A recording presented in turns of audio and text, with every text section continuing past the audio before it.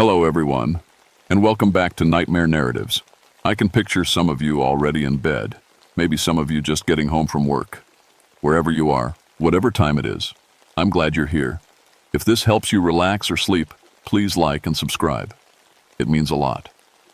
Now let's get you comfortable, and I'll tell you tonight's story. My name is Daniel Ravencrest, and I've been a park ranger for 13 years.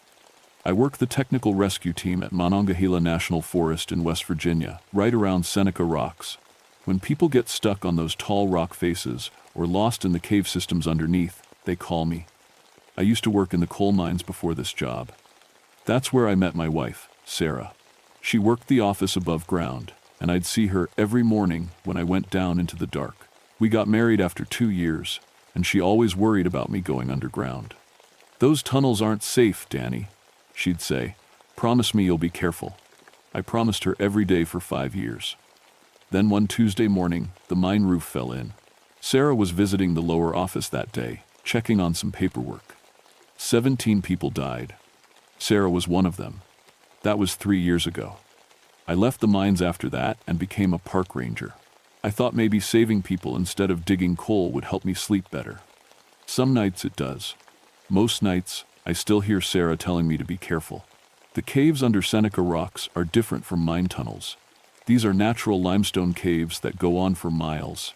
The Cherokee used to live in these mountains, and the old-timers around here still tell stories about the rocks. They say sometimes you can hear singing coming from inside the stone. Cherokee death songs, they call them. When the rocks sing, someone's gonna die. I never believed those stories. I'm a practical man. I know cave systems make weird sounds. Water dripping, wind blowing through passages, echoes bouncing off walls. It all sounds like music if you're not used to it. On April 15th, 1985, that all changed. The call came in around 10 in the morning. 3 experienced cavers had gone into the main cave system 2 days ago and hadn't come back out.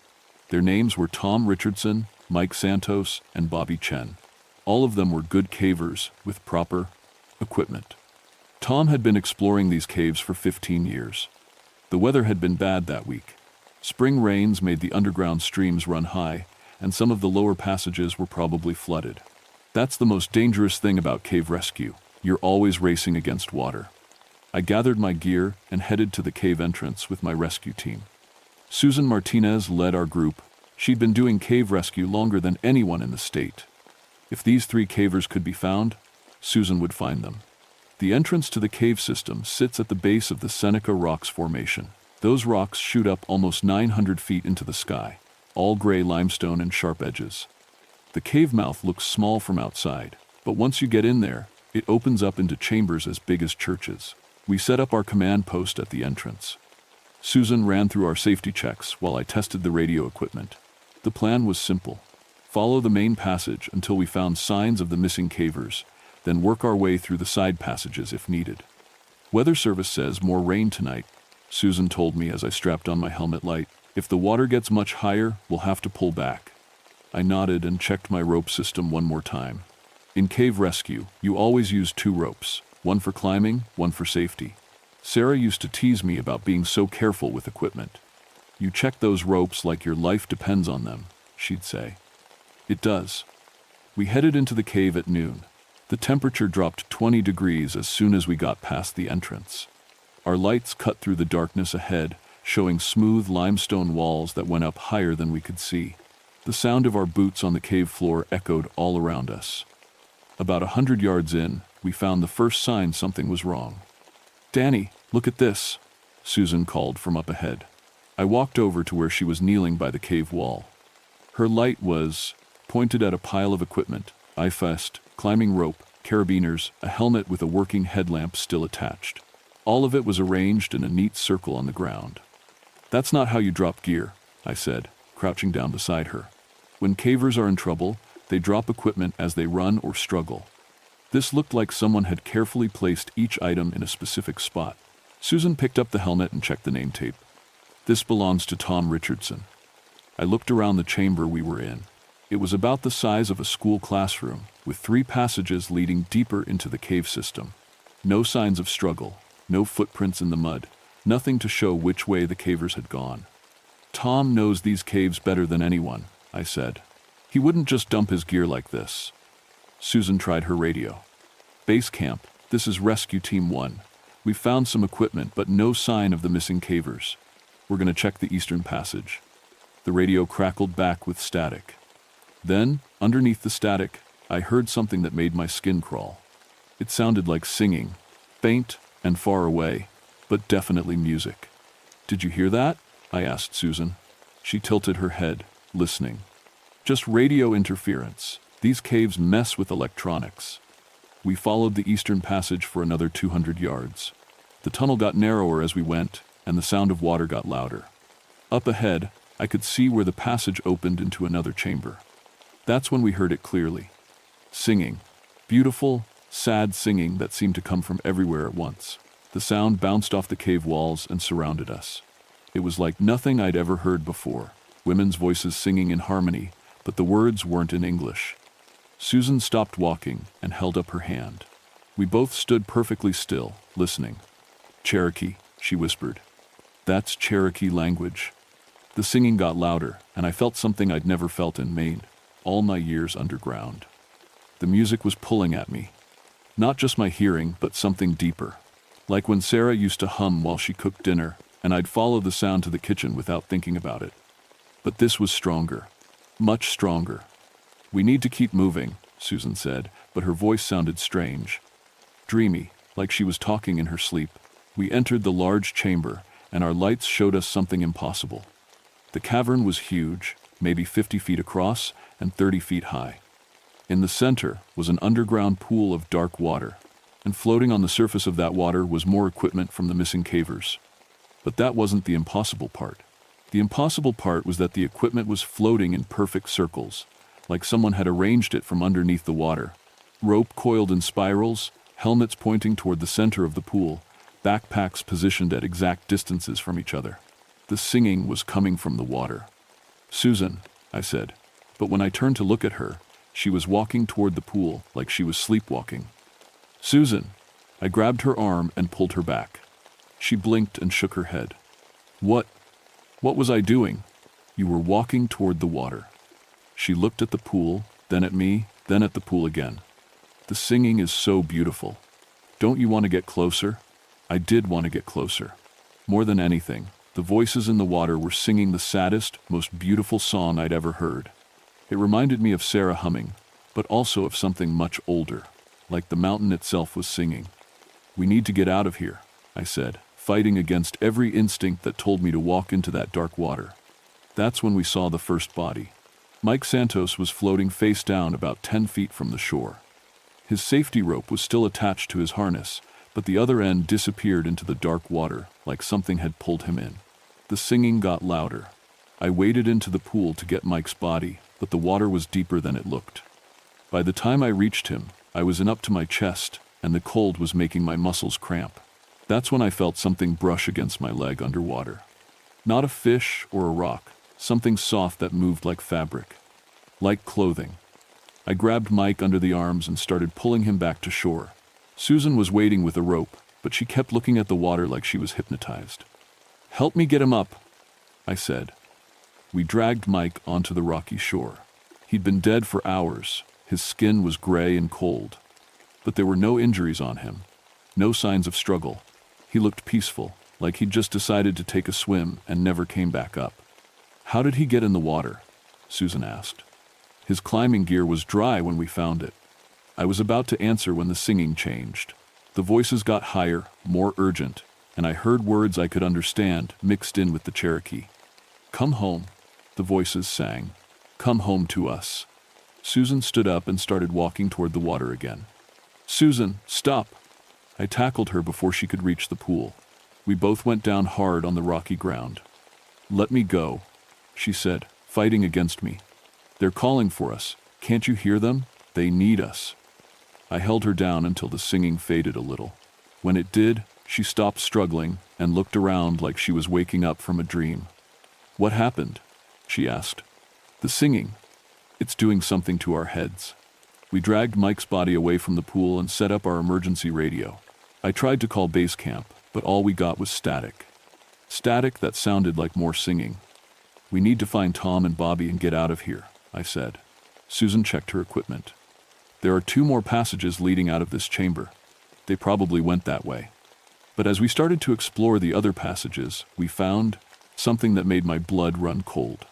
Scratched into the limestone walls were marks that looked like musical notes. Not random scratches, careful, deliberate carvings that went on for hundreds of feet.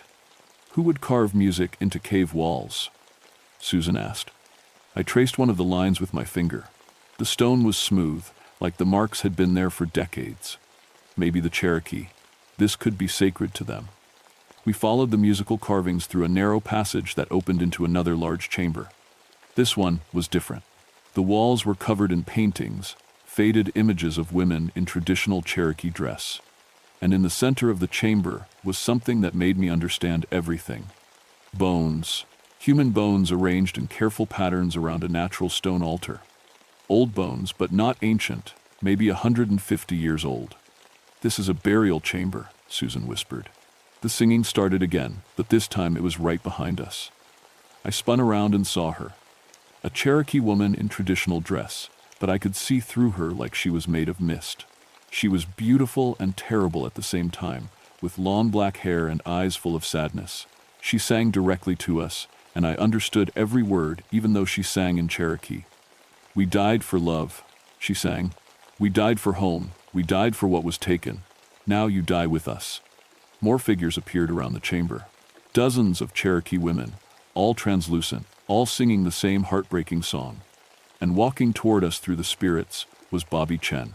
He was alive, but his eyes were blank, and he moved like he was sleepwalking. In his hand was a climbing rope tied into a noose. "Bobby," I called, but he didn't respond. He just kept walking toward a ledge at the far end of the chamber. Susan tried to run to him, but one of the spirit women moved in front of her. The ghost looked right into Susan's eyes and sang something that made Susan stop and smile, like she'd just heard the most wonderful news. "They want us to stay," Susan said in that dreamy voice.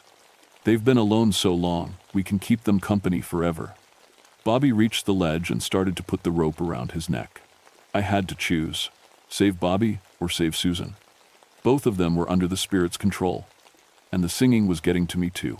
I could feel my own thoughts getting fuzzy, my own feet wanting to walk toward the ledge. That's when I heard another voice cutting through the singing, a voice I knew better than any other.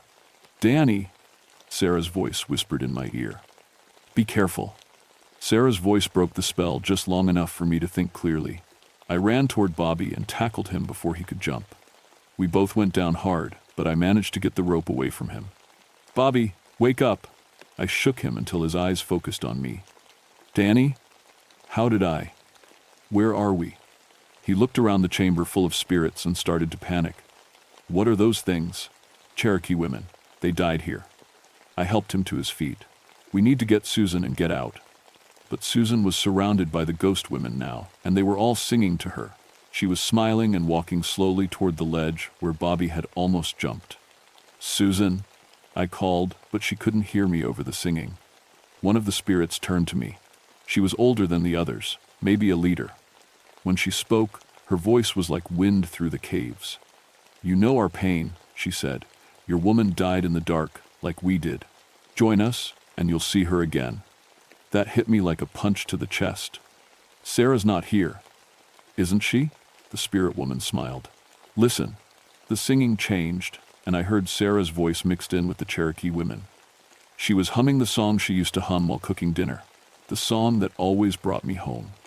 "Danny," Sarah's voice called from the ledge. "I'm here. I've been waiting for you." I looked toward the ledge, and there she was. Sarah, looking exactly like she had the morning before the mine collapse. She was wearing her blue work dress and smiling at me with that smile that made everything better. "Come home, Danny," she said. "We can be together forever." Every part of me wanted to run to her. I'd spent 3 years missing her, 3 years wishing I could see her one more time. And here she was, calling me home. But something was wrong. "You're not Sarah," I said. The Sarah shape on the ledge looked hurt. "Of course I am. Who else would I be?" Sarah never called me Danny. She always called me Daniel, because she said it sounded more professional. The Sarah shape flickered, and for a moment I could see through her to the Cherokee woman underneath. "Your woman is dead," the spirit said, dropping the pretense. "We are dead. You will be dead. Death is the only way to stop the pain." "No," I said. "Sarah wouldn't want that." The spirit woman got angry. "We threw ourselves from the cliffs when the white soldiers came. We chose death over slavery. You can choose death over grief." "You chose wrong," I said. All the singing stopped at once. The silence in the cave was deafening. "What did you say?" The spirit woman hissed. "You chose wrong. Sarah died fighting to live. She was trying to help people when the mine collapsed. You gave up." The spirits started screaming, not singing, but screaming with rage and grief. The cave walls began to shake, and water started rushing into the chamber from cracks in the ceiling. "If we cannot have peace, neither can you," the lead spirit shrieked. Water was pouring in fast now. The chamber was flooding, and the only way out was through passages that would be underwater in minutes. Bobby had snapped out of the trance and was trying to reach Susan, but the spirits were holding her back with invisible hands. "I had one chance. I understand your pain," I called out over the sound of rushing water. "I lost someone I loved too, but keeping others here won't bring them back." The lead spirit turned to me. "Then what will?" "Remembering them, honoring them, making sure people know what happened to you. The white world forgets everything," she spat. "Not if I tell them. Not if I make them remember." The water was up to our waists now. Susan was still trapped by the spirits, and Bobby was struggling to stay afloat. "Let her go," I said. "Let us all go, and I promise I'll make sure people remember what happened here. I'll make sure they know you died defending your home." The spirit woman stared at me for a long moment. Then she looked at the rising water, at Susan and Bobby, at me. "You will remember? I will remember." She nodded slowly, and the other spirits began to fade. As they disappeared, Susan snapped out of her trance and started swimming toward us. The water stopped rising. We made it out of the caves, just as the sun was setting. Susan and Bobby were shaken but alive. We recovered Mike's body and reported the incident as a cave diving accident. The official report said nothing about Cherokee spirits or supernatural singing, but I kept my promise. I spent months researching the history of Seneca Rocks and the Cherokee people who lived there. I found records of the forced removal in the 1830 seconds, SS, the Trail of Tears that made thousands of Cherokee leave their homes. I found stories about women who chose to die rather than leave the sacred mountains. I worked with the Cherokee Nation to put up a memorial at Seneca Rocks. It tells the real story of what happened there, and it honors the women who died defending their home. The singing stopped after that. Other cavers still explore the cave system, and nobody reports hearing voices anymore. But sometimes, when the wind blows through the rocks just right, you can hear something that might be singing. Something peaceful. Now, not sad. Susan transferred to a different park after the incident. She said the caves felt different to her now, like they were watching. Bobby still goes caving, but never alone, and never at Seneca Rocks. As for me, I lost the hearing in my left ear that day in the caves. The doctors say it's from exposure to loud sounds, but I know better. It's from listening to voices that weren't meant for the living world. I still work, cave rescue, and I still think about Sarah every day. But I don't wish I could join her anymore. She died trying to help people, and now I do the same thing. That's how I honor her memory, by living, not by dying. The Cherokee women taught me something important that day. Grief is like an echo in the caves. It bounces around forever if you let it. But if you give it a way out, if you turn it into something that helps other people, it can finally find peace. Sometimes, late at night, I think I hear Sarah humming again. Not calling me to join her, but encouraging me to keep going. To keep helping people. To keep living. The rocks don't sing anymore, but they remember. And so do I. That's why I'm telling you this story. Because some things are too important to forget, even if they're hard to believe. The Cherokee women of Seneca Rocks deserve to be remembered. And Sarah deserves to be remembered too. We all deserve to be remembered for how we chose to face the darkness. Remember that. The next time you hear something singing in the wind,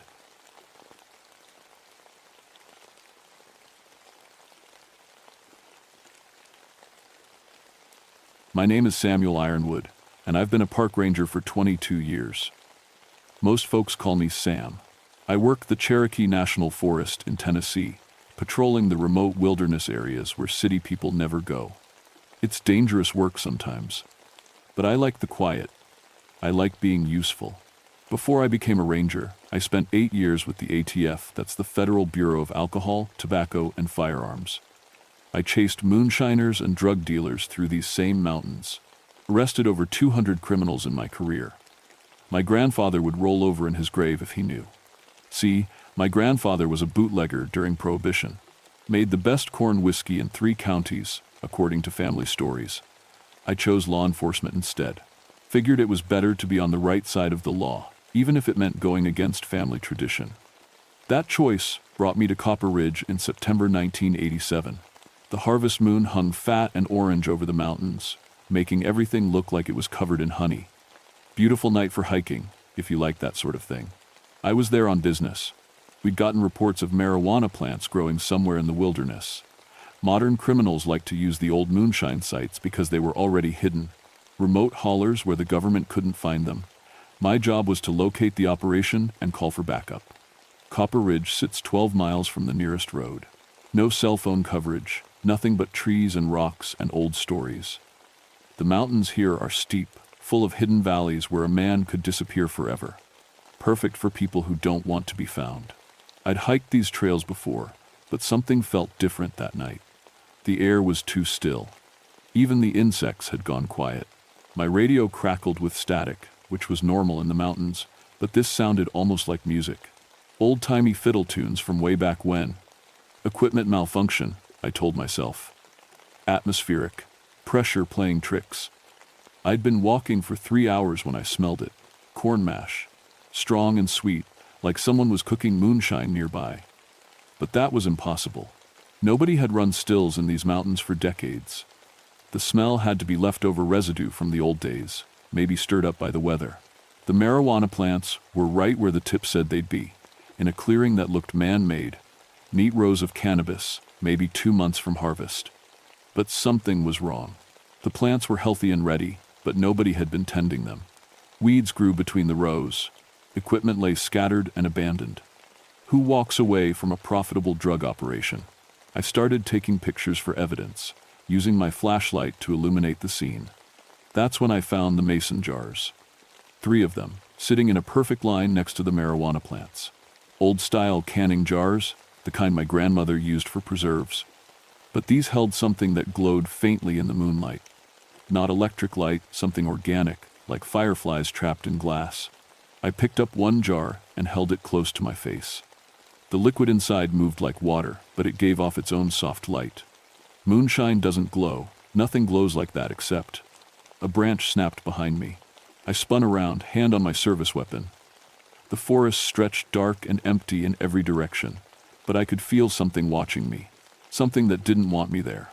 "Hello?" I called out. "This is Ranger Ironwood. You need to show yourself." Nothing answered except the wind in the trees, but the smell of corn mash got stronger, and somewhere in the distance, I heard the sound of glass clinking together, like someone tapping mason jars with a spoon. I should have left right then.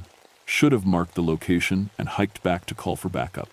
But I'd never walked away from anything in my life, and I wasn't about to start. The path deeper into the hollow was overgrown but still visible. Someone had walked this way recently, though the footprints in the mud looked strange. Too light, like whoever made them wasn't carrying much weight. As I followed the trail, my flashlight beam caught something white between the trees. A wooden cross, weathered and leaning. Then another. And another. I was walking through a graveyard. Most of the headstones were too old to read, worn smooth by decades of mountain weather. But a few still showed names and dates. Ironwood appeared on more than one marker. My family had been burying people in this hollow for over a century. One stone made me stop cold.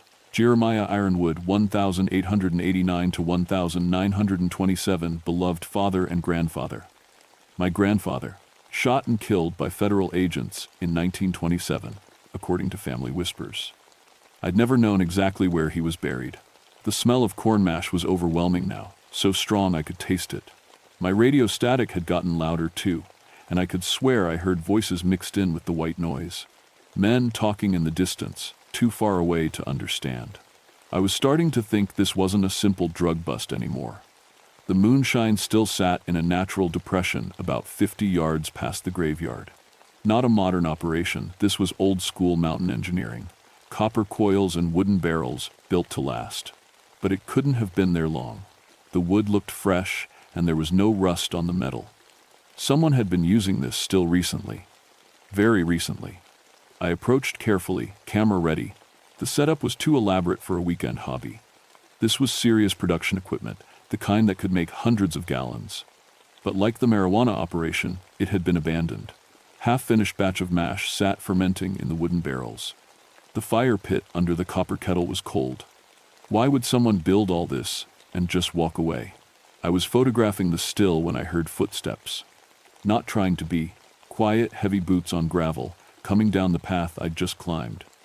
Finally, someone I could arrest. "Ranger service," I called out. "Stop where you are and identify yourself." The footsteps stopped. I waited, listening to my own heartbeat. The forest had gone completely silent again. Even the wind had died down. "I know you're there," I said. "Come out where I can see you." That's when I saw the light. A soft glow moving between the trees, like someone carrying a lantern. But it wasn't the steady beam of a flashlight. This light flickered and danced, casting shadows that seemed to move on their own.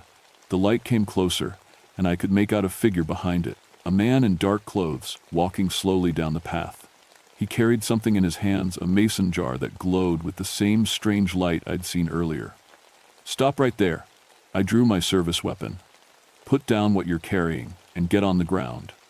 The figure kept walking. As he got closer, I could see his face in the jar's glow. An older man with deep lines around his eyes, wearing clothes that looked like they came from an old movie. Suspenders, work shirt, heavy boots. His expression was sad but determined. I said, "Stop." I aimed my weapon at center mass, just like they taught me in training. The man looked up at me and smiled. It wasn't a happy smile. "You got the look of an ironwood," he said. His voice sounded far away, like it was coming from the bottom of a well. "But you're wearing the wrong uniform, boy." That's when I noticed the hole in his chest. A dark stain on his work shirt, right over his heart. Fresh blood that gleamed wet in the jar's light. I blinked hard, shook my head. When I looked again, the man was gone. But the jar sat on the ground where he'd been standing, still glowing. My hands were shaking as I holstered my weapon. Stress hallucination, that's all. Too much time alone in the mountains, not enough sleep.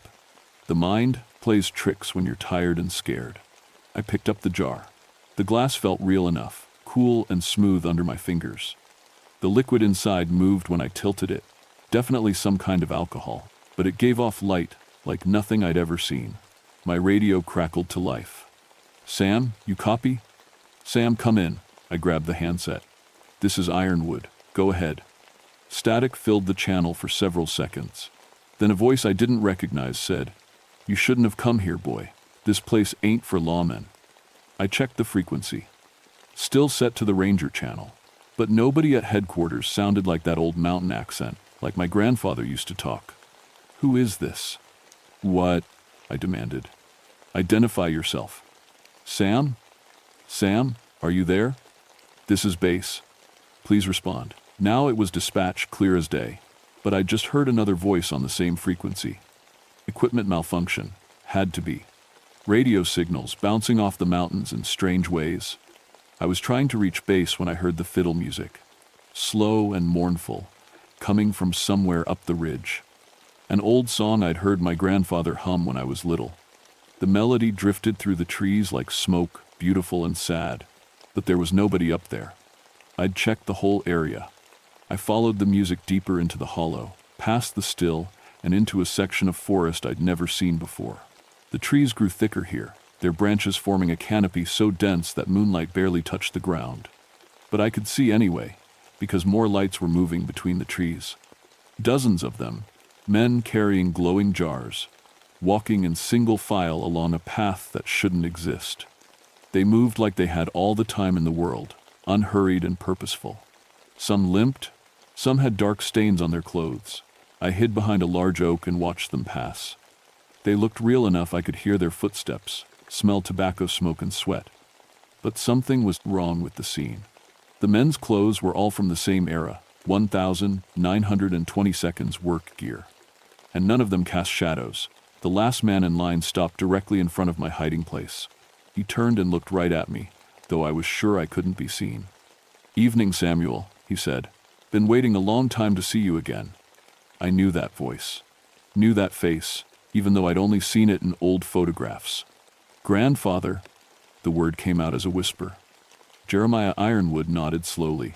He looked exactly like the pictures, except for the hole in his chest where the federal bullet had killed him. Blood still dripped from the wound, dark and fresh. "You grew up to be a fine-looking man," he said. "Shame about the badge." I tried to speak, but no words would come. My grandfather had been dead for 60 years. This couldn't be happening. "We got business to discuss, you and me," he continued. "About what happened here, about what you're going to do about it." The other figures had stopped and turned to watch us. A dozen men, all with similar wounds, all carrying those glowing jars, all looking at me with expressions I couldn't read. "You're not real," I managed to say. "You're all dead." My grandfather's smile was infinitely sad. "Dead don't mean gone, boy. Not when there's debts to be paid." He gestured to the other men. "Meet your family, Samuel. Meet the men who died defending their way of life against government thieves." "You were criminals," I said, finding my voice. "You broke the law." "Whose law?" Grandfather asked. "The law that said a man couldn't make an honest living? The law that sent armed thugs to murder mountain folks?" He stepped closer, and I could smell the corn mash on his breath. "The law you've been enforcing all your life?" I wanted to run, but my legs wouldn't move. The dead men formed a circle around me, their glowing jars casting everything in eerie light. The fiddle music grew louder, joined by gru and other instruments. A ghostly band playing songs from before I was born. "What do you want?" I asked. "Justice," my grandfather said. "For what was done to us. For what's still being done." He pointed toward the ridge. "Every month government men come through here, drug agents, like you used to be, looking to arrest folks for the same crimes we died for." "It's not the same thing," I protested. "Marijuana, moonshine, they're different." "Are they?" Grandfather tilted his head. "Both grow from the ground. Both help folks get by. Both get a man killed for trying to make $1. The other spirits moved closer. I could see their wounds now, bullet holes, knife cuts, rope burns around necks. Men who died violent deaths, all of them. "You want to know what really happened that night in 1927? Grandfather asked. Before I could answer, the world changed around me. I was still standing in the same forest, but everything looked different. Brighter. The trees were younger, the path wider and well used. Electric lights had replaced the ghostly glowwork lamps strung between the branches. Powered by a generator, I could hear rumbling nearby. It was 1927, and I was watching my grandfather die. The moonshine operation was in full swing.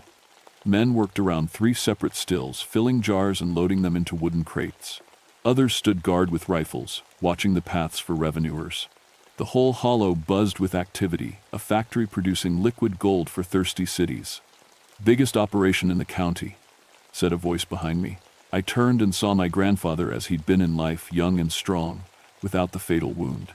Kept half of Tennessee supplied with good corn liquor. I tried to touch him, but my hand passed right through his shoulder. I was a ghost here, watching history unfold. "We weren't hurting nobody," Grandfather continued, "just making a product people wanted. Government had no business telling a man what he could and couldn't brew on his own land." Shouts echoed from the ridge above. "Federal agents, everyone on the ground." The moonshiners scattered like deer, some running for the trees, others grabbing weapons. My grandfather stood his ground in the center of the operation, a double-barreled shotgun in his hands. "This is my mountain," he yelled toward the approaching agents. "You got no right." The federal men came down the path in a line, military-style formation. They wore suits and ties but carried their weapons like soldiers. Their leader was a thin man with a badge pinned to his vest. "Jeremiah Ironwood," the agent called out. "You're under arrest for violation of the Volstead Act." "Come and take me," Grandfather replied. What happened next was slaughter, not law enforcement. The agents opened fire without warning. Not warning shots, aimed fire, meant to kill. My grandfather got off one blast from his shotgun before the bullets found him. He fell backward, blood spreading across his chest. But he wasn't the only one who died. The agents shot anyone who moved, men trying to surrender, men trying to run. Even an old man who was just trying to hide behind a tree. The federal bullets cut them down like wheat. In 5 minutes, it was over. 12 men lay dead in the hollow, their blood soaking into mountain soil. The agents poured out the moonshine, smashed the equipment, and set fire to everything that would burn. Self-defense, the lead agent told his men as they prepared to leave. They fired first. Write it up that way. But I'd seen what really happened. Murder. Cold-blooded murder of men whose only crime was making liquor. The vision faded, and I was back in 1987. My grandfather stood before me again, hole in his chest, weeping fresh blood. "Now you know," he said. "Now you understand what your badge really represents." I felt sick. My whole career, everything I'd believed about law and order, it was built on lies. "That was 60 years ago," I said weakly. "Things are different now." "Are they?" Another voice spoke from the darkness. A young man stepped into the circle of light. He wore modern clothes, jeans, and a flannel shirt, but his face was gray as old newspaper. A rope burn circled his neck like a red collar. "Billy Henderson," he introduced himself. "Died 3 months ago. Your old ATF buddies found my marijuana garden up on Fisher's Peak." My blood went cold. I remembered that case. Henderson had been a fugitive, armed and dangerous, according to the reports. Shot while resisting arrest. "That's not what happened," Billy continued, reading my thoughts. "I tried to run, made it maybe 50 yards before they put a bullet in my back. Fell off the cliff trying to get away." He pulled up his shirt, showing the exit wound. "Planted a gun on me afterward. Made it look like a firefight." "You're lying," I said, but my voice shook. I'd known some of those agents. Good men, family men. They wouldn't. "Ask yourself," my grandfather interrupted. "How many of your arrests fought back? How many tried to kill officers?"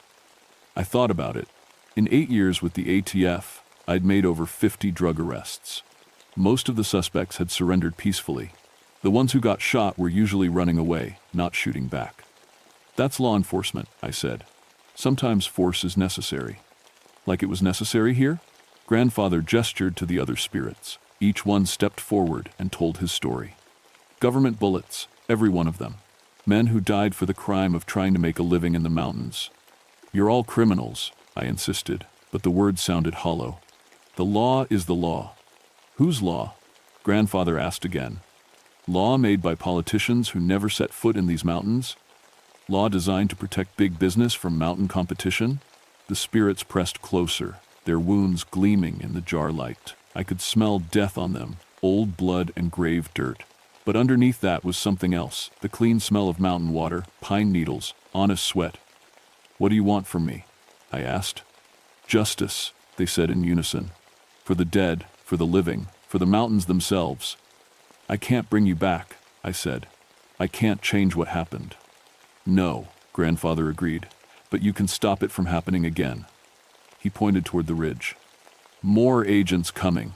Tomorrow night." They got reports of the marijuana operation. "Gonna be another raid, another armed fugitive that needs killing." "How do you know?" "Dead men hear everything," Billy Henderson said.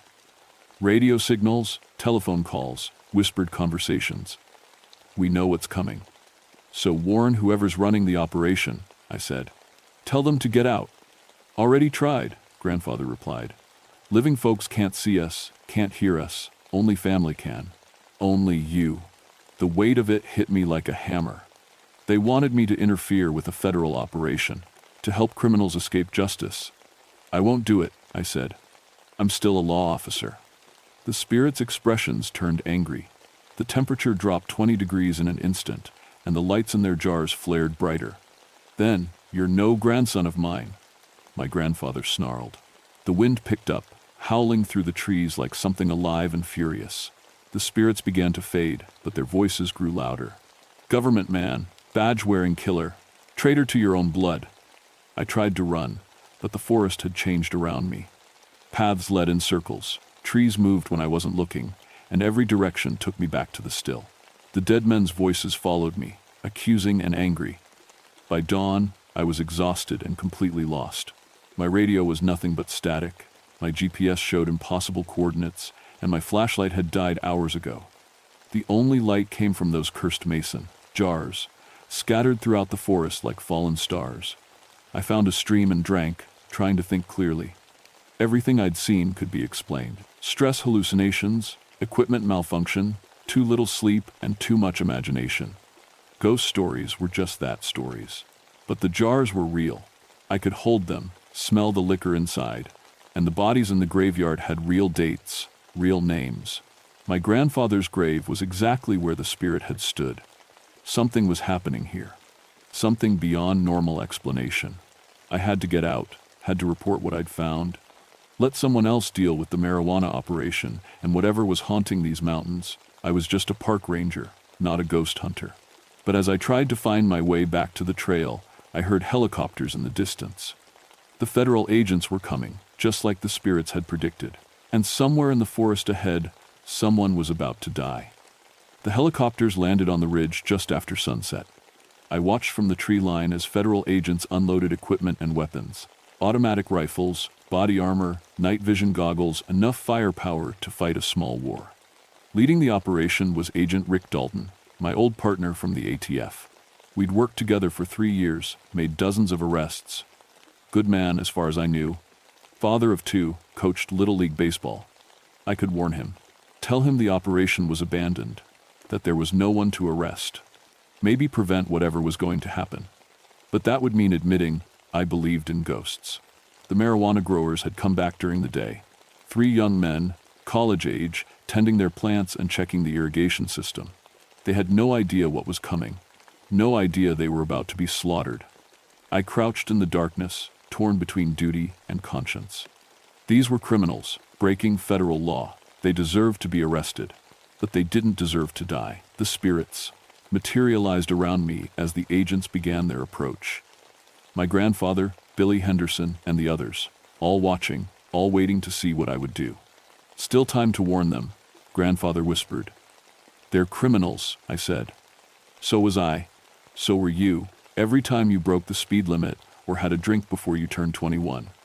That's different. No, Billy Henderson said. It's not. Law is law, right? Isn't that what you said? The agents moved down the hillside in tactical formation. They'd surround the growers, then demand surrender. But I knew how these operations really worked. Armed and dangerous suspects rarely survived to trial. You could stop this, grandfather said. Fire a warning shot. Tell them you're conducting a ranger patrol. Give the boys time to run. I won't interfere with a federal operation. Then you'll watch them die, just like we did. The agents reached the marijuana garden. I could see the growers clearly now, kids. Really, maybe 20 years old. They'd come up here to water their plants and check for mold. Probably their first serious crime. Federal agents. Dalton's voice echoed through the hollow. Everyone on the ground, now. The growers panicked. Instead of surrendering, they ran. That's when the shooting started. Muzzle flashes lit up the forest like deadly fireflies. The agents fired automatically, filling the air with bullets. One grower went down immediately, blood blooming across his back. The other 2 made it into the trees before the gunfire found them. In 30 seconds, it was over. 3 young men lay dead in their own marijuana garden. Jesus, I whispered. There's your justice, grandfather said bitterly. There's your law and order. Agent Dalton was already on his radio. Base, this is Strike Team Alpha. 3 suspects down. They opened fire first. We responded in self-defense. But I'd seen the truth. The growers never fired a shot. Never even had weapons. You could report it, Billy Henderson suggested. Tell your superiors what really happened. Who would believe me? Does that matter? The spirits pressed closer, their wounds fresh and bright in the moonlight. 60 years of government murders, and nothing had changed. Nothing would change unless someone broke the cycle. What do you want me to do? I asked. Justice, they said in unison. The wind picked up, howling through the trees. The mason jars began to glow brighter, casting weird shadows that moved independently of their owners. The temperature dropped until I could see my breath. Show them, grandfather commanded. Show them what happens to government killers in our mountains. I won't murder federal agents, I said. Won't have to. Billy Henderson smiled, showing teeth stained with grave dirt. We'll do that part. The spirits began to move toward the ridge where the agents were celebrating their successful operation. They flowed between the trees like fog, invisible to living eyes, but carrying decades of accumulated rage. I followed, knowing I should stop them, but not knowing how. The agents had gathered around their helicopters, comparing stories and lighting cigarettes. They joked about the dead growers, calling them tree huggers and hippie scum. Standard law enforcement bravado after a shooting. That's when the temperature plummeted. Frost formed on the helicopter windshields in seconds. The agent's breath came out in white clouds, and someone cursed the sudden cold front. Equipment malfunction, one agent reported. Radios are picking up some kind of interference. The interference was fiddle music. Old mountain tunes, played by dead fingers on ghostly strings. What the hell is that? Dalton demanded. The music grew louder, joined by other instruments. A full band of spirits, playing songs from before any of them were born. The agents drew their weapons, but there was nothing to shoot at. That's when they saw the lights. Mason jars floating through the forest, glowing like captured stars. Dozens of them, moving in formation toward the landing zone. Behind each jar walked a figure in old-fashioned clothes, transparent as window glass. "Contact!" an agent screamed. Multiple contacts approaching from the tree line. They opened fire on empty air. Muzzle flashes strobed through the darkness, but the bullets passed harmlessly through their targets. The spirits kept coming, walking through gunfire like it was rain. The agents broke and ran. Trained federal officers, fleeing from ghosts like children from a nightmare. They scrambled into their helicopters, leaving equipment scattered on the ground. But the helicopters wouldn't start.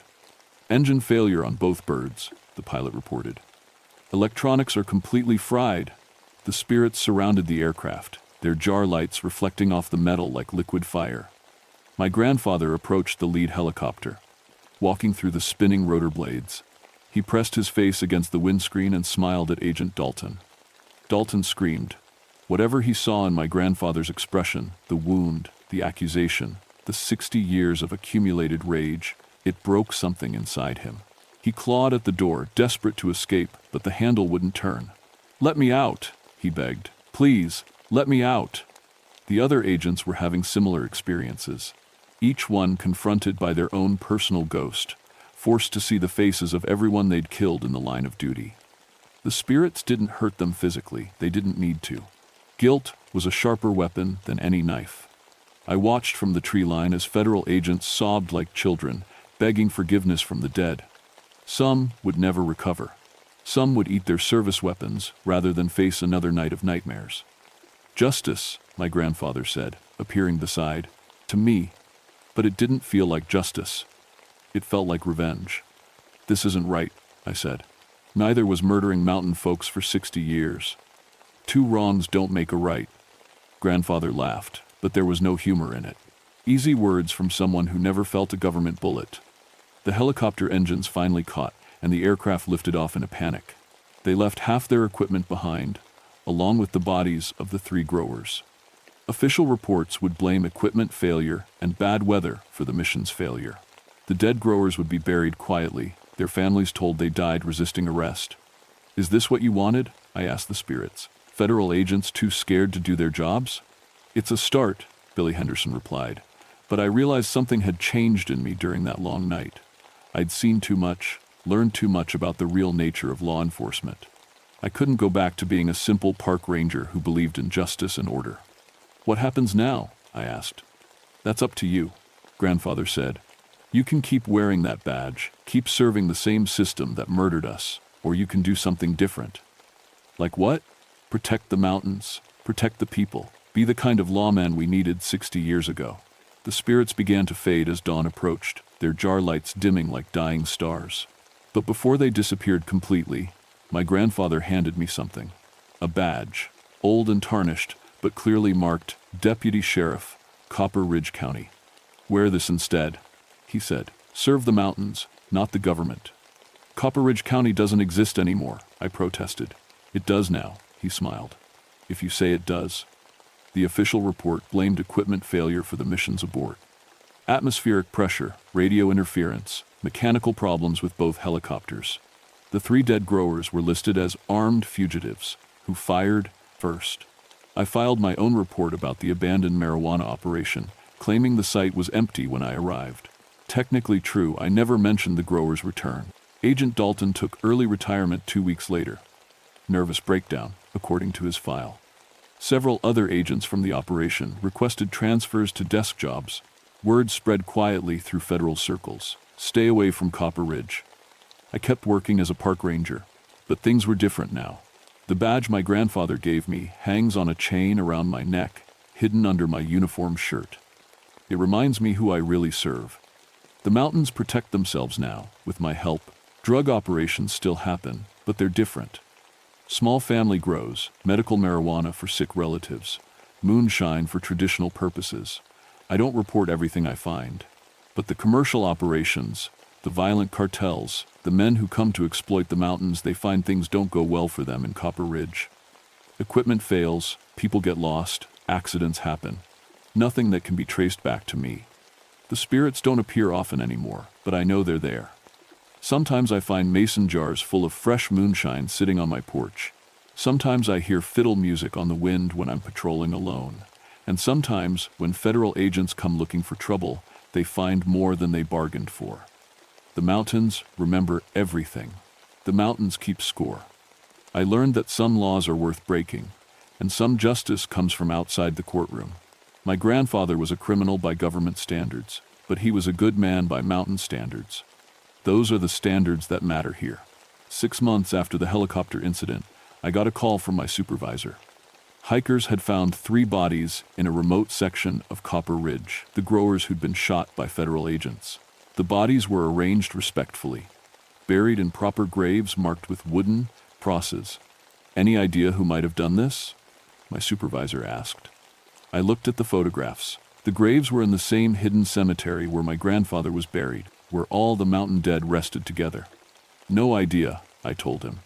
Must have been family. Which was true, in a way. We're all family in the mountains. Living and dead, law-abiding and criminal, federal agents and moonshiners. The mountains don't distinguish between good and evil the way governments do. They only distinguish between those who belong and those who don't. I belong here now, badge or no badge. The spirits made sure of that. And late at night, when the moon is full and the mist rises from the hollows, I sometimes see lights moving through the forest.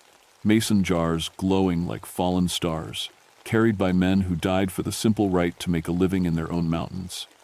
They're still out there, still protecting what's theirs, still making sure the mountains get their due. Some nights, I carry a jar of my own and walk with them.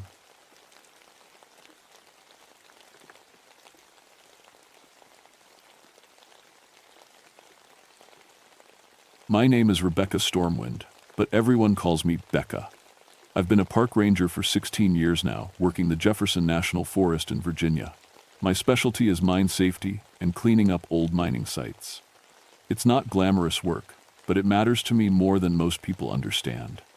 You see, my father died in a mine collapse when I was 12. That's what got me into this line of work. I studied mining engineering in college, then joined the Park Service to make sure abandoned mines don't hurt anyone else. I've assessed over 30 mine sites in my career, and I know what to look for. Blackheart Mountain was supposed to be routine, just another old coal mine that needed environmental cleanup before the area could be open to hikers. The paperwork said it was a small operation that closed in 1962 after some kind of accident. Nothing unusual there. Lots of mines shut down in the 60s when safety regulations got stricter. It was November 1991, and winter was coming early to the mountains. I drove my Park Service truck up the winding dirt road that led to what used to be a company town. Now it was just empty foundations and rotting wood scattered across a valley that looked like someone had taken giant bites out of the hillsides. Strip mining does that to a place. Leaves scars that never heal. I parked near the main mine entrance and started unloading my equipment. Gas detector, hard hat with a good lamp, structural assessment tools, and my camera for documentation. The air was cold and still, with that heavy feeling you get before a storm. The mine entrance was bigger than I expected, wide enough to drive a truck through. Someone had put up a rusty metal gate years ago, but it hung open on broken hinges. Warning signs covered in bullet holes said, "Danger, keep out," and "Unsafe mine, entry prohibited." I clipped my gas detector to my belt and turned it on. Immediately, it started beeping. Methane levels were elevated, which wasn't unusual for an old coal mine. What was strange was how the readings kept changing. 1 second it would show normal levels, the next it would spike like there was a gas leak somewhere. I checked the detector twice. It was working fine. I spent the morning walking around the outside of the mine, taking pictures and making notes. The subsidence patterns were weird. Most abandoned mines settle gradually, creating shallow depressions. But here, the ground had collapsed in sharp, straight lines, like someone had drawn a map of the underground tunnels with a giant pencil. That wasn't how subsidence worked. By lunch, I was starting to feel uneasy, though I couldn't put my finger on why. The forest was too quiet. No birds, no squirrels, no insects. Even the wind had died down. It felt like the whole mountain was holding its breath. I ate my sandwich sitting on the tailgate of my truck, looking at the mine entrance. In the afternoon shadows, it looked like a mouth. A big, dark mouth that was waiting to swallow something. I shook my head and finished my lunch. 16 years of mine work, and I was starting to think like some superstitious local. There were no such things as cursed mines or mountain spirits, just old industrial sites that needed proper cleanup. But as I packed up to head into town for the night, I could have sworn I saw something move in the darkness beyond that broken gate. Just for a second. Like a shadow walking where no shadow should be. I told myself it was a deer. The next morning, I drove back up to start the real work. I'd spent the evening at the county library, reading old newspaper reports about the mine closure. The official story was simple. Structural failure led to a collapse that killed some miners. The exact number wasn't clear. Different articles said different things. What bothered me was how little information there was. Usually, mine disasters generate lots of paperwork, safety investigations, insurance claims, lawsuits from families. But for Blackheart Mountain, there was almost nothing after 1962. I set up my equipment at the mine entrance and put on my hard hat. The headlamp beam cut through the darkness, showing wooden support beams and rusty rail tracks disappearing into the mountain. The air smelled like coal dust and something else, something sweet and rotten. My gas detector was going crazy again, beeping on and off like it couldn't make up its mind. I tapped it a few times, but the readings kept jumping around. 20 feet into the mine, I found the first strange thing. Footprints. Fresh ones, in the coal dust on the floor. I knelt down and examined them with my flashlight. Boot prints, size 10 or 11, with a distinctive tread pattern. But that wasn't the weird part. The weird part was that they were filled with coal dust, like someone had been walking around and leaving a trail of black powder. I followed the prints deeper into the mine. They led to a side tunnel, then just stopped. In the middle of the passage, with solid rock walls on both sides. No place for whoever made them to go. I took pictures and measurements, trying to think of a logical explanation. Maybe someone had been here recently and I just couldn't see where they'd turned around. Maybe the lighting was playing tricks on me. But when I looked back at my own footprints, they were clean. No coal dust trails, just normal boot marks in the dirt. I spent the next hour exploring the main tunnel system. The mine was bigger than I'd expected, with multiple levels connected by wooden ladders and narrow passages. Most of the support timbers were in good shape, which was unusual for a mine that had been abandoned for 30 years. It was in the lower level that I heard the first sound. Tap, tap, tap, metal on stone, echoing from somewhere deeper in the mine. Steady and rhythmic, like someone working with a pickaxe. I stopped walking, and I listened. The sound came again, from a tunnel to my left. Then silence. "Hello?" I called out. My voice echoed strangely, like the tunnel walls were absorbing the sound. "This is Park Service. Mine's closed to the public." No answer, just that heavy silence that felt like it was pressing against my eardrums. I followed the sound down the left tunnel, my headlamp beam dancing ahead of me. The passage narrowed as it went deeper, and I had to duck under low-hanging support beams. The air was getting colder, too. Cold enough that I could see my breath. That shouldn't happen in a mine.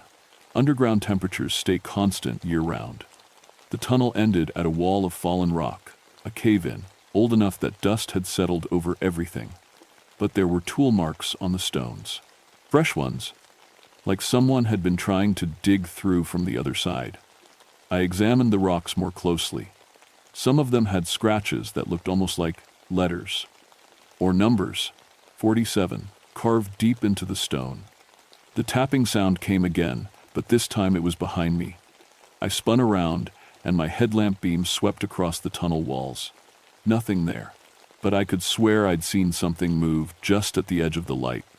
Something dark and low to the ground. "If someone's in here, you need to come out now," I said, louder this time. "This mine isn't safe." The beam of my headlamp flickered and went out. I stood in complete darkness, fumbling for my backup flashlight. The silence was so thick I could hear my own heartbeat, and underneath that, very faintly, the sound of breathing that wasn't mine. My flashlight clicked on, and the tunnel was empty. But there was something new on the ground. More footprints, dozens of them, all leading toward the cave-in. And every single one was filled with coal dust that seemed to glitter in my flashlight beam. I backed out of the tunnel as fast as I could without running. By the time I reached the mine entrance, my hands were shaking and my heart was racing. I sat in my truck for 20 minutes, trying to calm down and think rationally. Equipment malfunction, that had to be it. Old mines played tricks on your senses. Bad air could cause hallucinations. The footprints were probably mine from earlier, and I just hadn't noticed the coal dust before. But when I looked at my boots, they were clean. I should have left then. Filed a report about unstable conditions and recommended the mine be sealed permanently. But something was nagging at me about those newspaper articles. The numbers didn't add up. That evening, I drove to the nearest town and found Earl Blackwood at the VFW hall. He was 78 years old and one of the few people still alive who'd worked at Blackheart Mountain. When I introduced myself and mentioned the mine, his face went pale. "You shouldn't be poking around up there," he said, gripping his beer bottle so tight his knuckles went white. "Some places are better left alone." "I'm just doing an environmental assessment, Mr. Blackwood, making sure the site is safe." He laughed, but there was no humor in it. "Safe? That place hasn't been safe since 1962. Maybe never was." I pulled out my notebook. The newspaper said there was an accident, a cave-in. "Accident," Earl spat into his beer. "That's what they called it. Wasn't no accident, miss. That was murder." He told me the real story then, in a voice that got quieter with every word. How the mine company had been cutting corners on safety for months before the collapse. How they'd removed support timbers to get at coal seams that should have been left alone. How the miners had complained, and the company had threatened to fire anyone who kept talking. 47 good men died that day, Earl said. 47. They're still down there, you know. Companies sealed up the tunnels where they fell. Said it was too dangerous to recover the bodies. What happened to the company? Nothing. They had politicians in their pocket, judges too. Paid off the families to keep quiet, threatened the ones who wouldn't take money. Official cause was listed as geological instability. Natural disaster. Earl leaned across the table. But we knew better, and so did the mountain. What do you mean? People see things up there. Dark shapes moving around the mine entrance. Lights that shouldn't exist. Tools moving on their own. The mountain remembers what happened, miss, and it won't let anyone forget. I thanked Earl and drove back to my motel, but I couldn't sleep. I kept thinking about those 47 miners, buried alive because some executives wanted to save money on timber. It was the same kind of corporate greed that had killed my father. The next morning, I called my supervisor in Richmond and requested access to the state mining records. What I found made my stomach turn. Blackheart Mountain Mining Company, the same corporation that had owned the mine where my father died 15 years later. Same pattern of safety violations, same political connections, same cover-up after the accident. I sat in my truck outside the mine entrance, staring at the documents.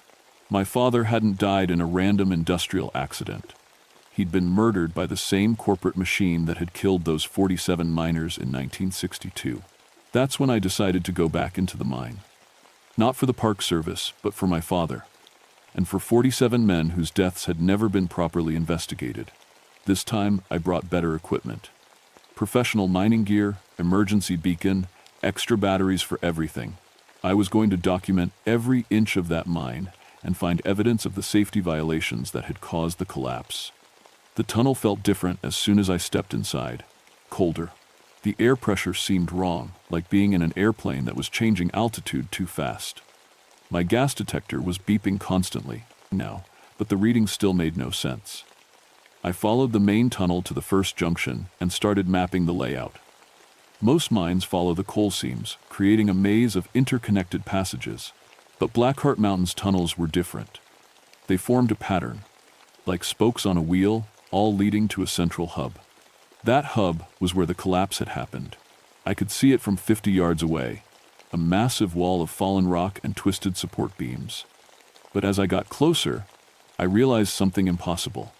The cave-in was fresh. The broken timber was still light-colored, not darkened with age. Dust hung in the air like the collapse had happened yesterday. But Earl Blackwood had said the tunnel was sealed in 1962, nearly 30 years ago. I examined the debris more closely. Some of the rocks had dates scratched into them. The 12th of December, 1962, the day of the collapse, and underneath the dates, names: William Carson, Miguel Santos, Thomas Chen, James Running Bear. 47 names in total. I was photographing the wall when I heard voices, muffled and distant but definitely human, coming from behind the rockfall. Men's voices, speaking words I couldn't quite make out, and underneath the voices, the sound of digging. Metal on stone, getting faster and more desperate. I pressed my ear against the rocks. The voices were clearer now, and what I heard made my blood freeze. "Help us, someone help us, we're trapped." The roof came down. "Can anyone hear us?" I stumbled backward, my heart hammering. Those voices were coming from a sealed mine tunnel where 47 men had died 30 years ago. It was impossible. But then one of the voices called out a name that stopped me cold. Rebecca. Rebecca Stormwind. My headlamp beam started flickering. Not the bulb failing, but like something was interfering with the electrical current. In the strobing light, I saw them, shadows, human-shaped shadows standing between me and the mine entrance. Dark figures wearing mining helmets with lights that glowed like dying stars. They weren't solid. I could see the tunnel wall through them, but they were definitely there. "We've been waiting for you," one of them said. Its voice sounded like coal dust falling on metal. Waiting for someone who would understand. I ran. I ran through those tunnels faster than I'd ever run in my life, my flashlight beam bouncing wildly off the walls. Behind me, I could hear them following.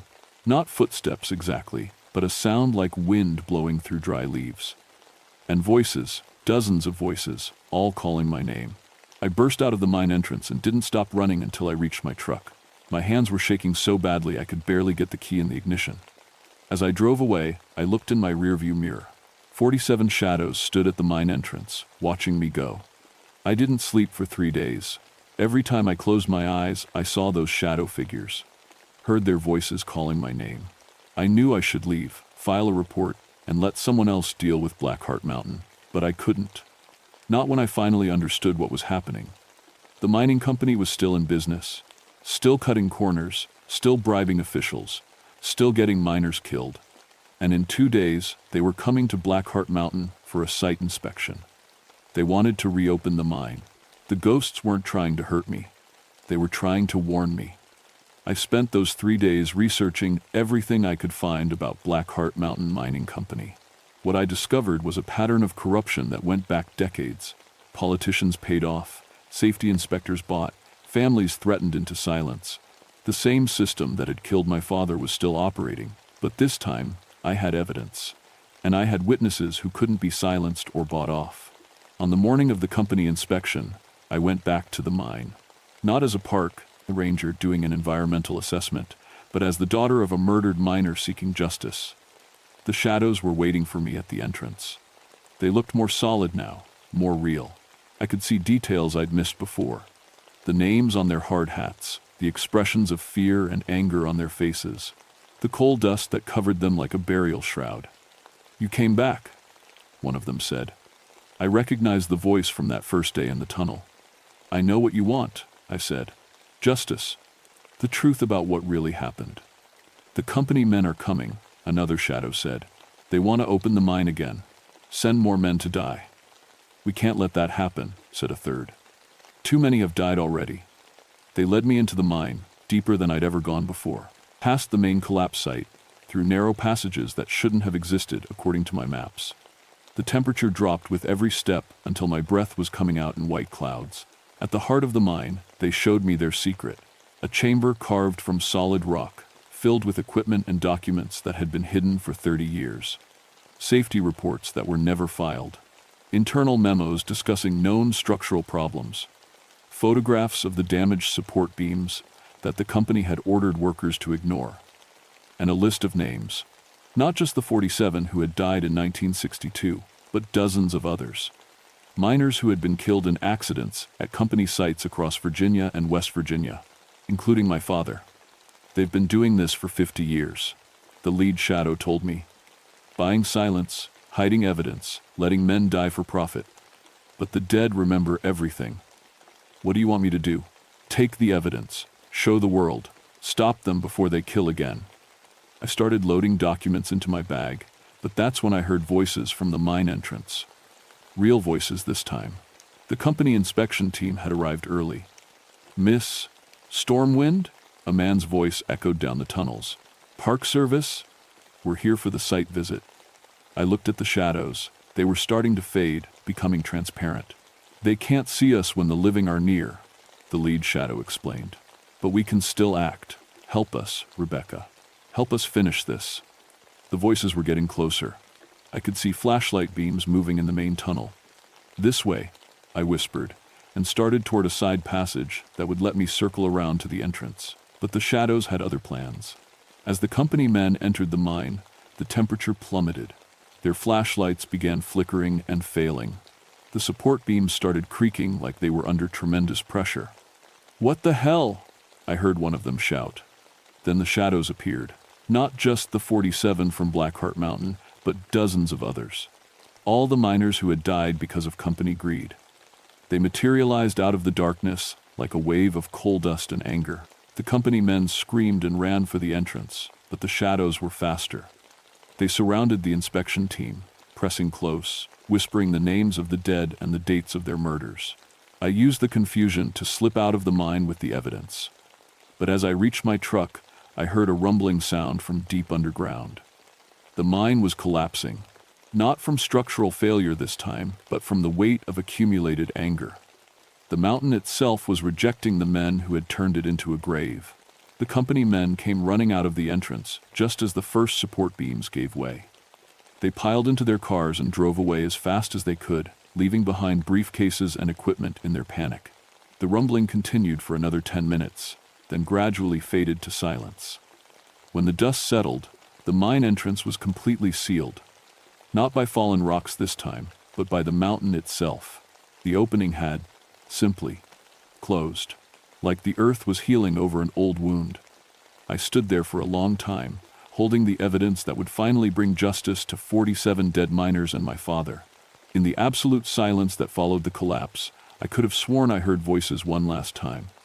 "Thank you," they whispered. "Thank you for remembering." The evidence I recovered from Blackheart Mountain brought down one of the largest mining corporations in the Southeast. The FBI investigation that followed uncovered 50 years of corruption, bribery, and criminal negligence. Executives went to prison. Families finally got justice and compensation. The mine stays sealed. The Park Service classified the area as geologically unstable and off-limits to the public. But sometimes, on clear nights when the moon is dark, people driving past Blackheart Mountain report seeing lights moving in the forest.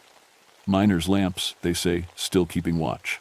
I left the Park Service 6 months later and started working with families of industrial accident victims, helping them fight the same corporate systems that had killed their loved ones. It's hard work, but necessary. Because the dead remember everything, and someone needs to speak for them. Sometimes I dream about that chamber deep in the mine, filled with evidence of corporate crimes. In my dreams, it's still there, waiting for the next person who has the courage to seek the truth. The shadows guard it, patient and eternal. They taught me something important during those few days at Blackheart Mountain. The dead don't stay buried when they've been murdered. They wait in the darkness, preserving the evidence, remembering the names, until someone comes along who's willing to listen. Corporate greed kills. It always has, and it always will, as long as profit matters more than human life. But the victims don't just disappear. They become part of the landscape, part of the mountains and forests, and abandoned places where they died. And they're still watching. Last week, I got a call from a ranger in West Virginia, another abandoned mine with strange activity. Equipment failures, unexplained sounds, shadows moving where shadows shouldn't be. I told him I'd be there Monday morning. After all, someone has to speak for the dead. And I've learned that sometimes, if you listen carefully in the silence of abandoned places, the dead will speak for themselves.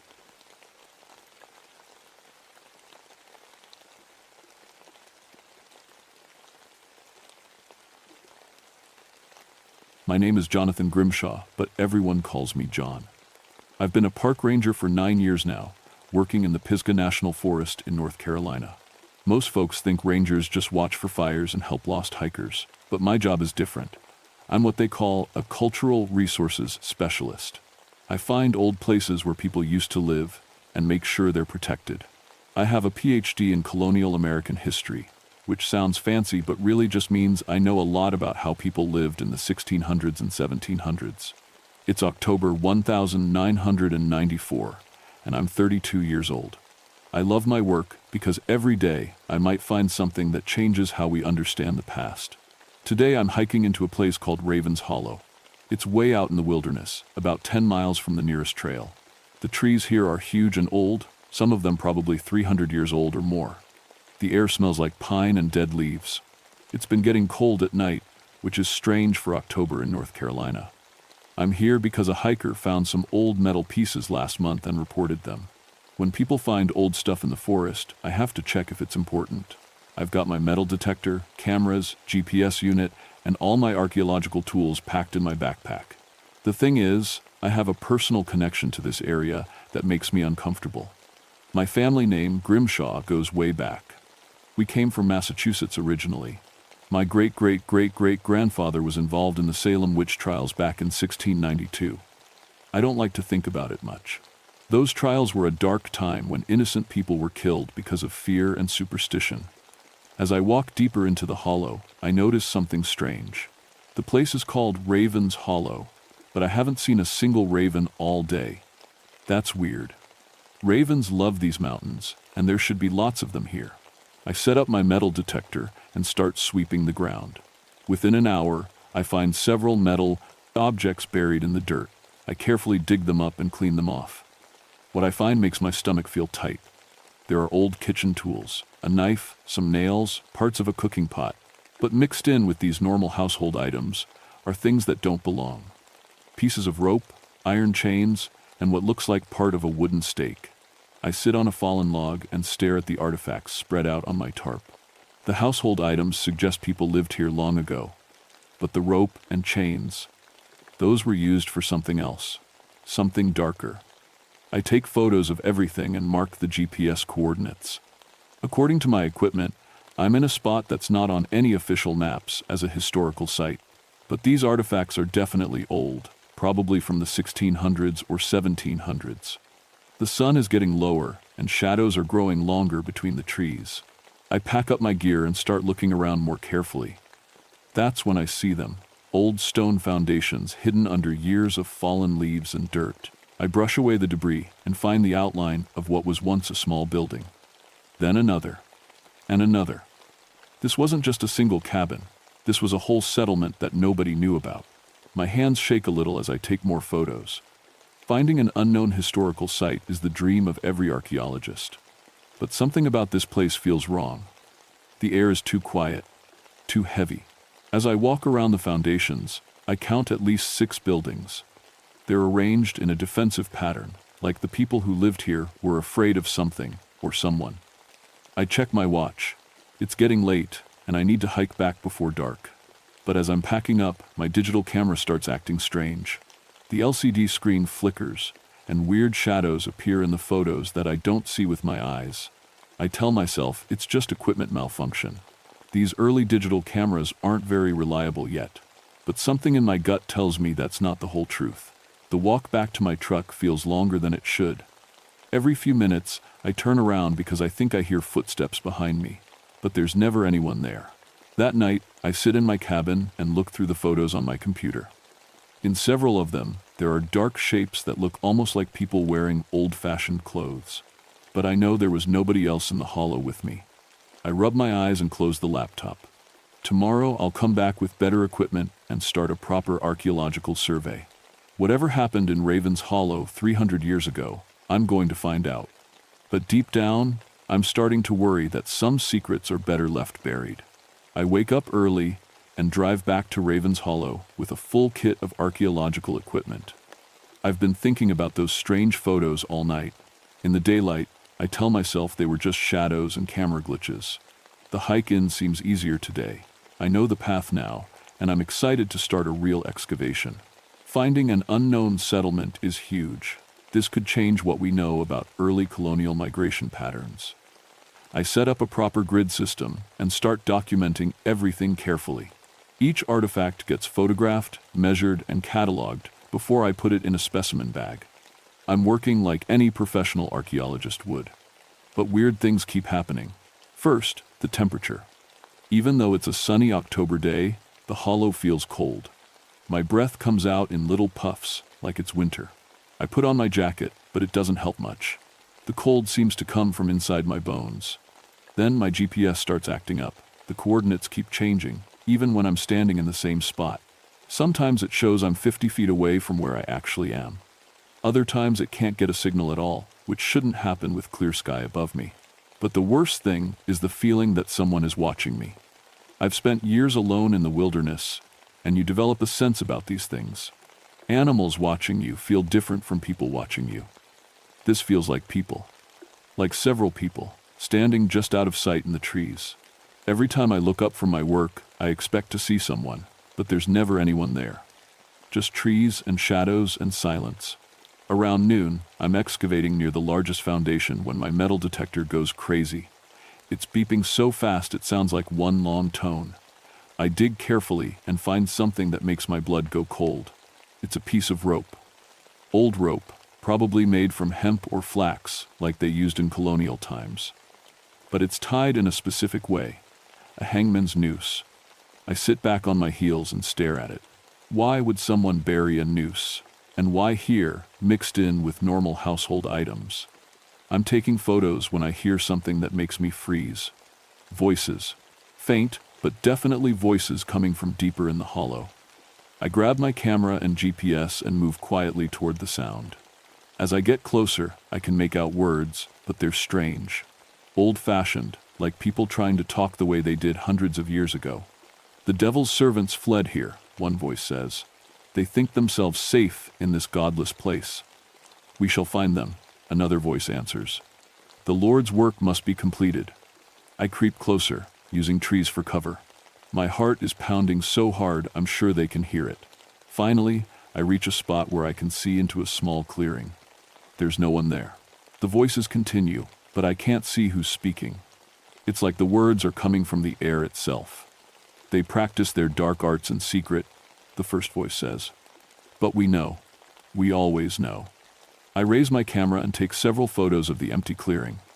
Then I back away slowly, trying not to make any noise. When I check the photos later, they show the same thing my eyes saw, an empty clearing with old trees and fallen leaves. But the Protion voices were real. I know they were real. I spend the rest of the day working in the excavation area, but I can't concentrate. Every few minutes, I think I see movement in my peripheral vision, dark shapes moving between the trees. But when I look directly, there's nothing. As the afternoon goes on, the temperature drops even more. My hands get so cold I can barely hold my tools. I should go back, but I'm close to something important. I can feel it. I'm working on the foundation of what might have been a church when I find the second artifact that changes everything. It's a small wooden cross, carved from dark wood. But it's been burned, and there are dark stains on it that look suspiciously like blood. I hold it up to the light and notice something carved into the back. Letters, burned into the wood. E.g. 1692. E.g. my initials are J.G., Jonathan Grimshaw. My family name. I think about what I know of my family history. My ancestor was named Ezekiel Grimshaw. He lived in Salem during the witch trials. The burned cross falls from my numb fingers. That's when I see him. A tall man in black clothes, standing about 50 feet away at the edge of the clearing. He's wearing a wide-brimmed hat and a long coat, like the Puritans used to wear. His face is pale and gaunt, with dark eyes that seem to look right through me. I blink, thinking it's my imagination, but he's still there. He raises one arm and points directly at me. "Grimshaw," he says, and his voice carries across the clearing like a cold wind. "You have come home at last." I grab my gear and run. I don't stop running until I reach my truck. My hands shake so badly it takes 3 tries to get the key in the ignition. As I drive away, I keep checking the rearview mirror, expecting to see that tall figure in black following me. But the road behind me is empty. That night, I sit in my cabin with all the lights on and research my family history. What I find makes me wish I'd never gone to Ravens Hollow in the first place. Ezekiel Grimshaw wasn't just involved in the Salem witch trials. He was one of the leaders, one of the most fanatical witch hunters. And according to old church records, he led a group of men south in late 1692, pursuing suspected witches who had fled Salem. They were never seen again. Now I know why that place is called Ravens Hollow. Ravens are scavengers. They gather where people die. And I'm starting to understand that some of those people never really left. I don't sleep much that night. Every time I close my eyes, I see that pale face and those dark, judging eyes. But I'm a historian and a scientist. I can't just run away from this. I need to understand what happened in that hollow. The next morning, I drive to the local library and start researching. What I find in the old records makes my stomach turn. In October 1692, a group of accused witches fled Salem and headed south into the wilderness. They were families, mothers, fathers, children, just trying to escape the madness of the trials. Most were probably innocent people caught up in hysteria and politics, but Ezekiel Grimshaw and 4 other men followed them. The church records describe it as a holy mission to purge the devil's servants from the earth. The last entry about Ezekiel's group is from November 1692. It just says, they went into the mountains of North Carolina and were never heard from again. I drive back to Ravens Hollow with a heavy heart and a truck full of equipment. This time I bring camping gear. If I'm going to understand what happened here, I need to stay overnight. I need to experience what this place is like when the sun goes down. The hike in feels different today, heavier, like the very air is pushing against me, trying to keep me away. But I push through and set up my camp near the excavation site. During the day, I continue my archaeological work. I find more artifacts that tell the story piece by piece. Children's toys, women's jewelry, cooking pots and farming tools. These were normal families who just wanted to live in peace. But I also find darker things. More rope, iron chains, wooden stakes sharpened to points. And everywhere, scattered among the household items, are small wooden crosses like the one I found yesterday. All of them burned. All of them stained with what might be blood. As the sun starts to set, the temperature drops rapidly. I build a fire and try to stay warm, but the cold seems to seep through my clothes and into my bones. That's when they start to appear. At first, it's just shapes moving between the trees. Dark figures that might be shadows or might be men in long coats and wide hats. They move slowly, deliberately, like they're searching for something. I add more wood to my fire and try to convince myself it's just my imagination. But the shapes become clearer as the darkness deepens. There are 5 of them. Tall, gaunt men dressed in black Puritan clothing. They carry ropes and wooden stakes and iron chains. Their faces are pale as bone, and their eyes burn with fanatic fire. One of them steps into the circle of light from my campfire. I recognize him immediately, the same man I saw yesterday, the one who called my name. Ezekiel Grimshaw, I whisper. He nods slowly. Descendant of my blood, he says. His voice sounds like wind through a graveyard. You have come to complete the work we started. I don't understand, I say, but even as the words leave my mouth, I think I do understand, and it terrifies me. The devil's servants fled here, Ezekiel says. They built their evil settlement in this godless place. We pursued them, as was our holy duty, but they used their dark magic against us.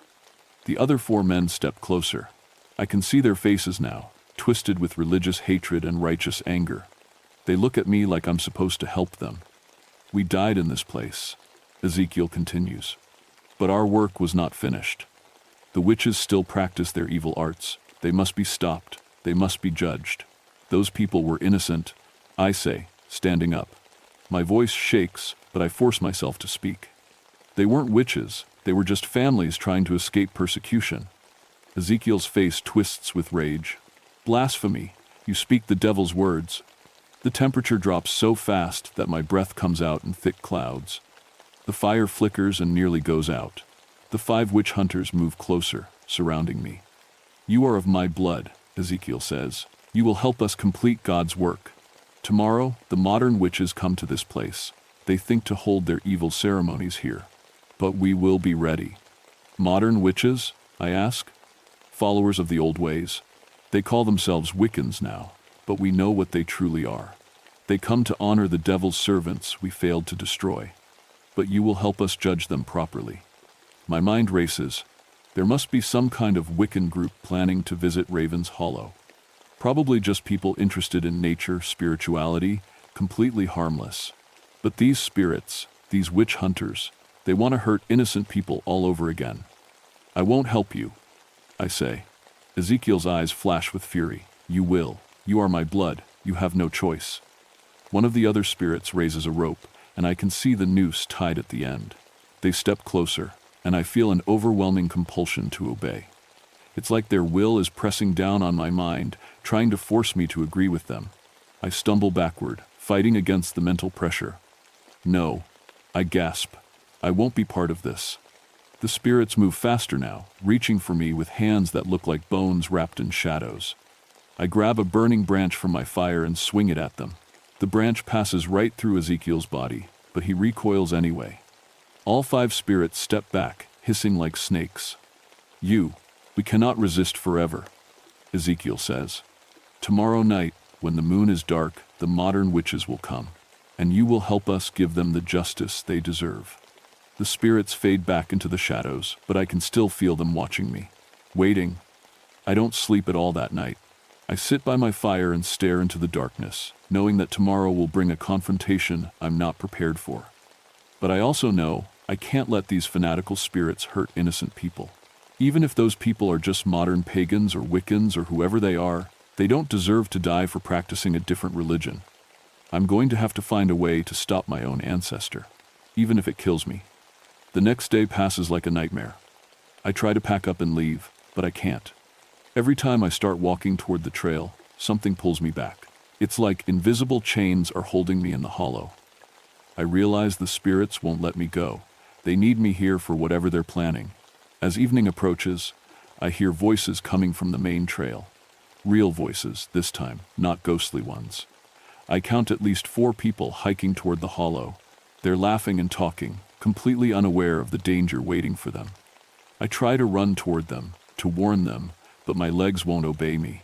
The spiritual compulsion is getting stronger as darkness falls.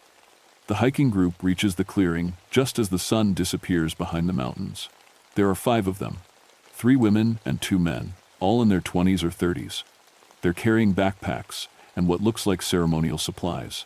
One of the women, a dark-haired lady with kind eyes, sees me sitting by my fire. "Oh, hello," she says. "We didn't know anyone else would be here. I'm Luna. Are you camping here too?" I try to speak, to warn her, but the words stick in my throat. The witch hunter's control over me is growing stronger by the minute. "We're here for a full moon ceremony," Luna continues. "This place has such powerful energy. We wanted to honor the spirits of the people who died here long ago. If only she knew how right she was about the spirits." Luna and her friends start setting up their own camp on the other side of the clearing. They're Wiccans, just like the witch hunters said, but they seem like good people. They talk quietly among themselves, respectful of the natural environment and the history of the place. As the moon rises, they begin their ceremony. It's nothing evil or scary, just people holding hands in a circle, saying prayers to nature spirits, and lighting candles to honor the dead. That's when the witch hunters appear. All 5 of them step out of the shadows at once, their black clothes making them look like holes cut out of the night. They carry their ropes and stakes and chains, and their eyes burn with holy fire. The Wiccans see them and gasp. One of the men tries to step protectively in front of Luna, but Ezekiel raises his hand and the man freezes in place. Devil worshippers, Ezekiel says, his voice echoing across the clearing. You come to this unholy place to practice your dark arts. But the Lord's justice has finally arrived. We're not devil worshippers, Luna says, her voice shaking but brave. We're just honoring nature and remembering the people who died here. Lies, another witch hunter spits. The same lies your ancestors told before we purged them from this earth. I try to move, to help the Wiccans, but my body won't respond. The spiritual compulsion holds me like iron chains. Ezekiel turns to me. Descendant of my blood, he says, you will judge these devil servants. You will pronounce their guilt and sentence them to death.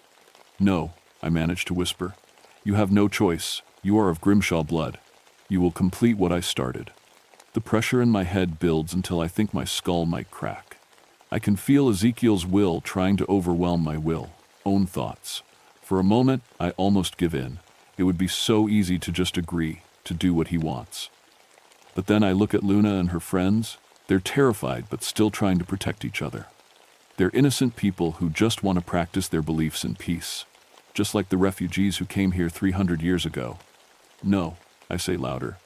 I won't do it. Ezekiel's face twists with rage. You will obey.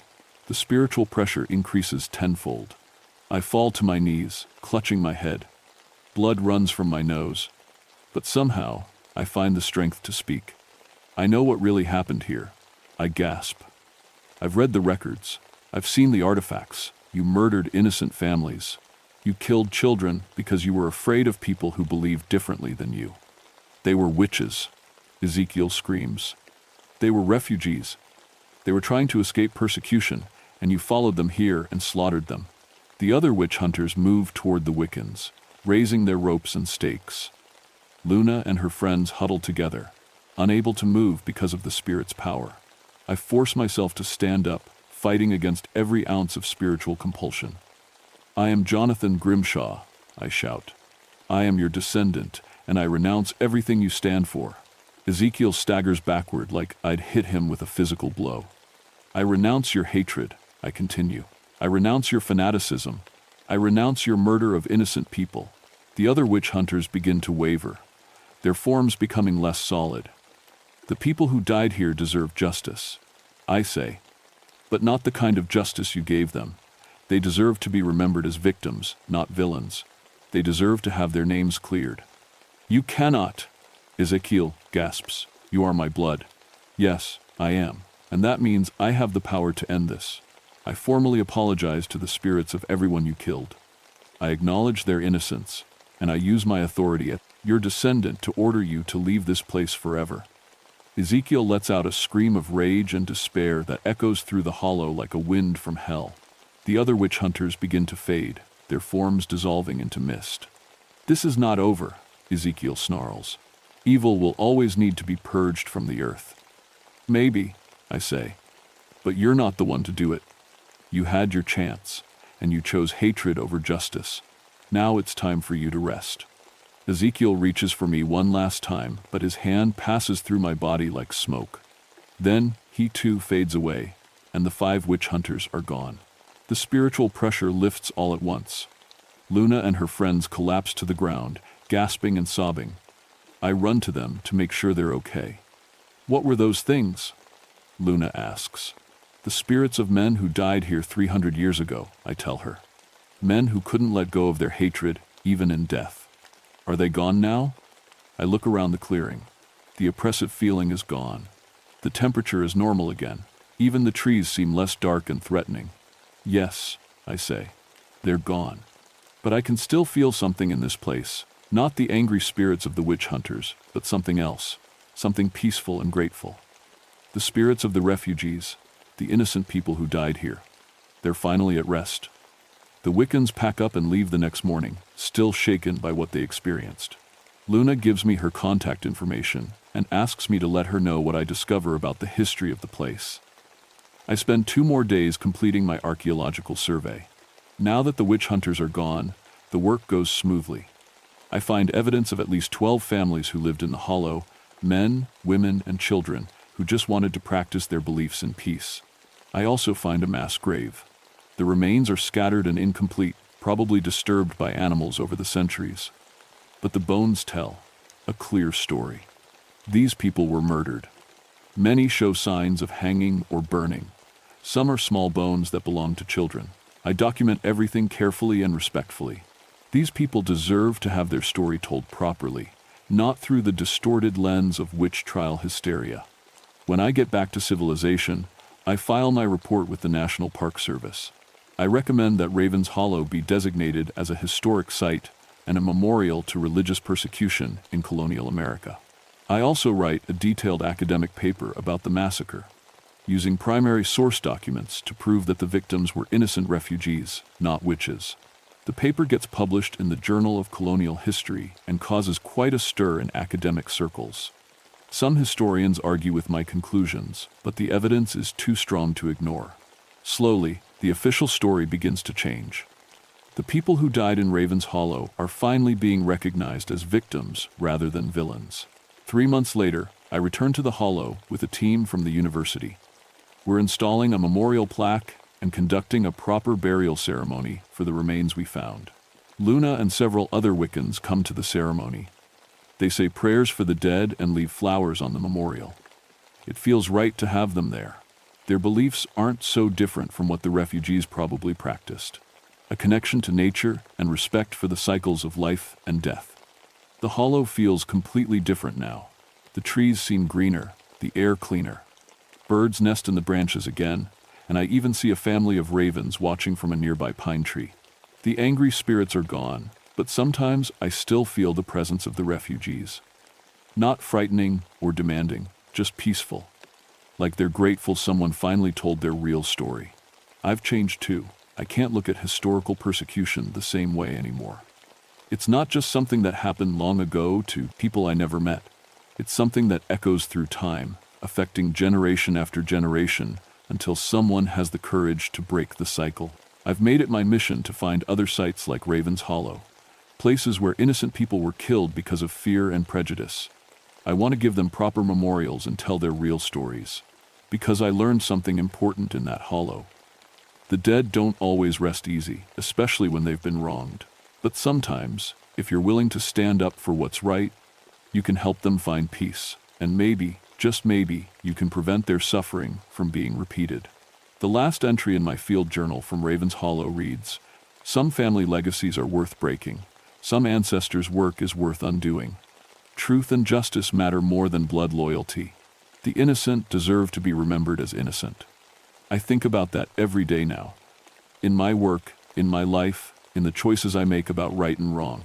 Because in the end, we're all responsible for the kind of legacy we leave behind. And I refuse to let mine be built on the suffering of innocent people. The ravens have returned to Ravens Hollow. But now they're not scavengers, they're guardians, watching over a place where justice finally won over hatred. That's how I know the spirits are truly at rest.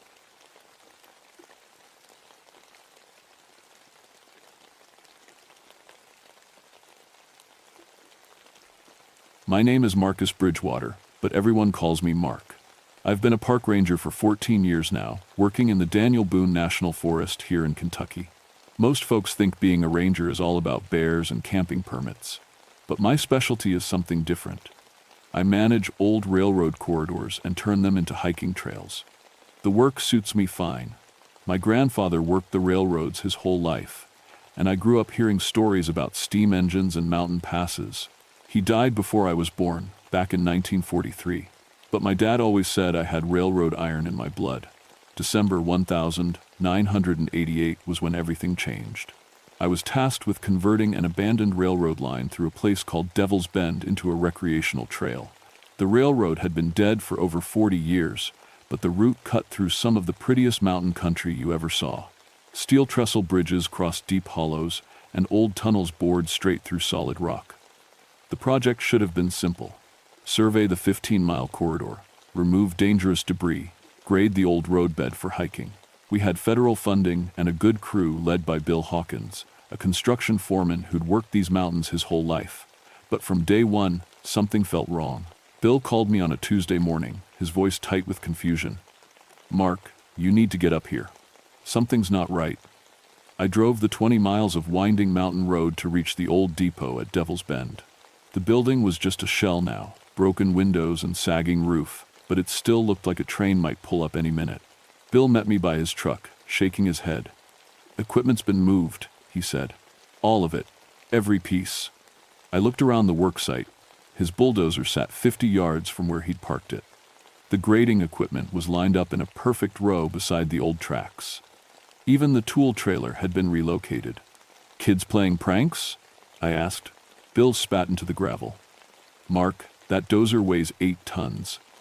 And look." He pointed to the ground around the machines. No tire tracks, no footprints. Nothing. He was right. The December ground was soft from recent rains, but there wasn't a mark anywhere. The equipment looked like it had been picked up and set down by invisible hands. "Maybe you parked it different than you remember," I said, but even as I spoke, I didn't believe it. That's when we heard it. A whistle. Low and mournful, echoing off the mountain walls. It sounded like a train whistle, but there hadn't been trains through Devil's Bend since the 1,940 seconds. Bill went pale. "You hear that?" The whistle came again, longer this time. It seemed to come from everywhere and nowhere, bouncing between the ridges until you couldn't tell which direction it started from. "Wind through the bridge supports," I said. "Steel creates funny sounds." But I knew that wasn't right either. I'd worked around enough old railroad structures to know what wind sounded like through metal. This was different. This sounded like a real train whistle, operated by human hands. We spent the rest of the day surveying the route. The old railroad bed was in better shape than I'd expected. Most of the rails had been pulled up for scrap years ago, but the road bed was solid. The 3 trestle bridges would need safety railings, but their bones were good. It was near the second bridge that I found the first really strange thing. Bill had gone back to move equipment, so I was alone, taking measurements for the trail surface. The winter light was fading fast, and I was hurrying to finish before dark. That's when I saw fresh flowers by the trackside. Not wildflowers, store-bought flowers. Red roses, still bright and fresh, laid out in a perfect line along where the rails used to be. There must have been 20 arrangements, each one placed exactly where a railroad tie would have sat. I picked up one of the bouquets. The flowers were real, still damp with dew, but we were 20 miles from the nearest paved road, and there hadn't been any visitors to the site. Who would hike all this way to leave flowers on an abandoned railroad? More puzzling was what I found underneath each bouquet.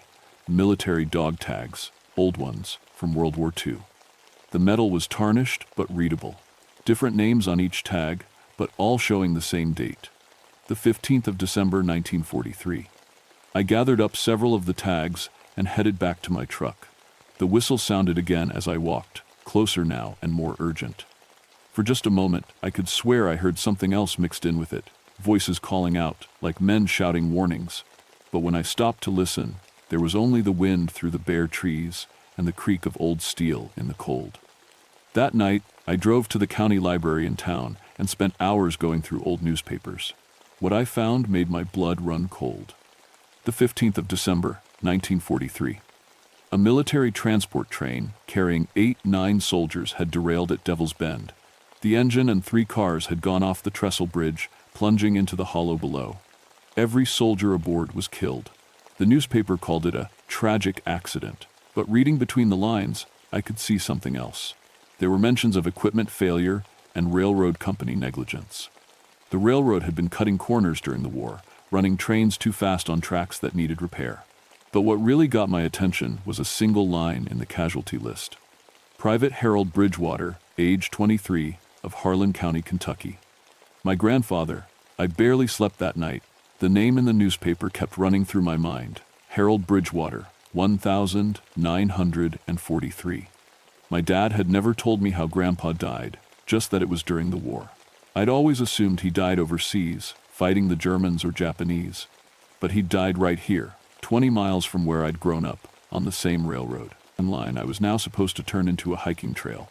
The next morning, I called my dad. "You never told me Grandpa died in a train wreck," I said. Long silence on the other end. Finally, Dad spoke, his voice heavy.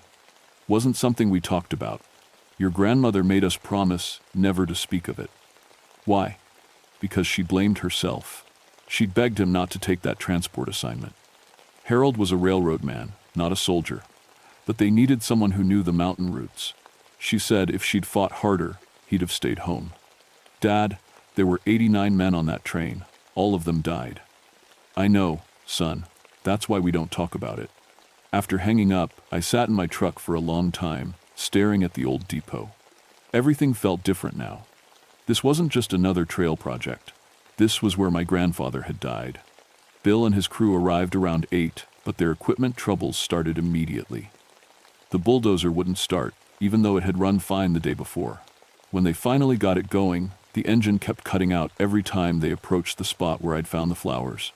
Fuel line's probably dirty, Bill said, but he didn't sound convinced. By lunch, 3 different machines had malfunctioned.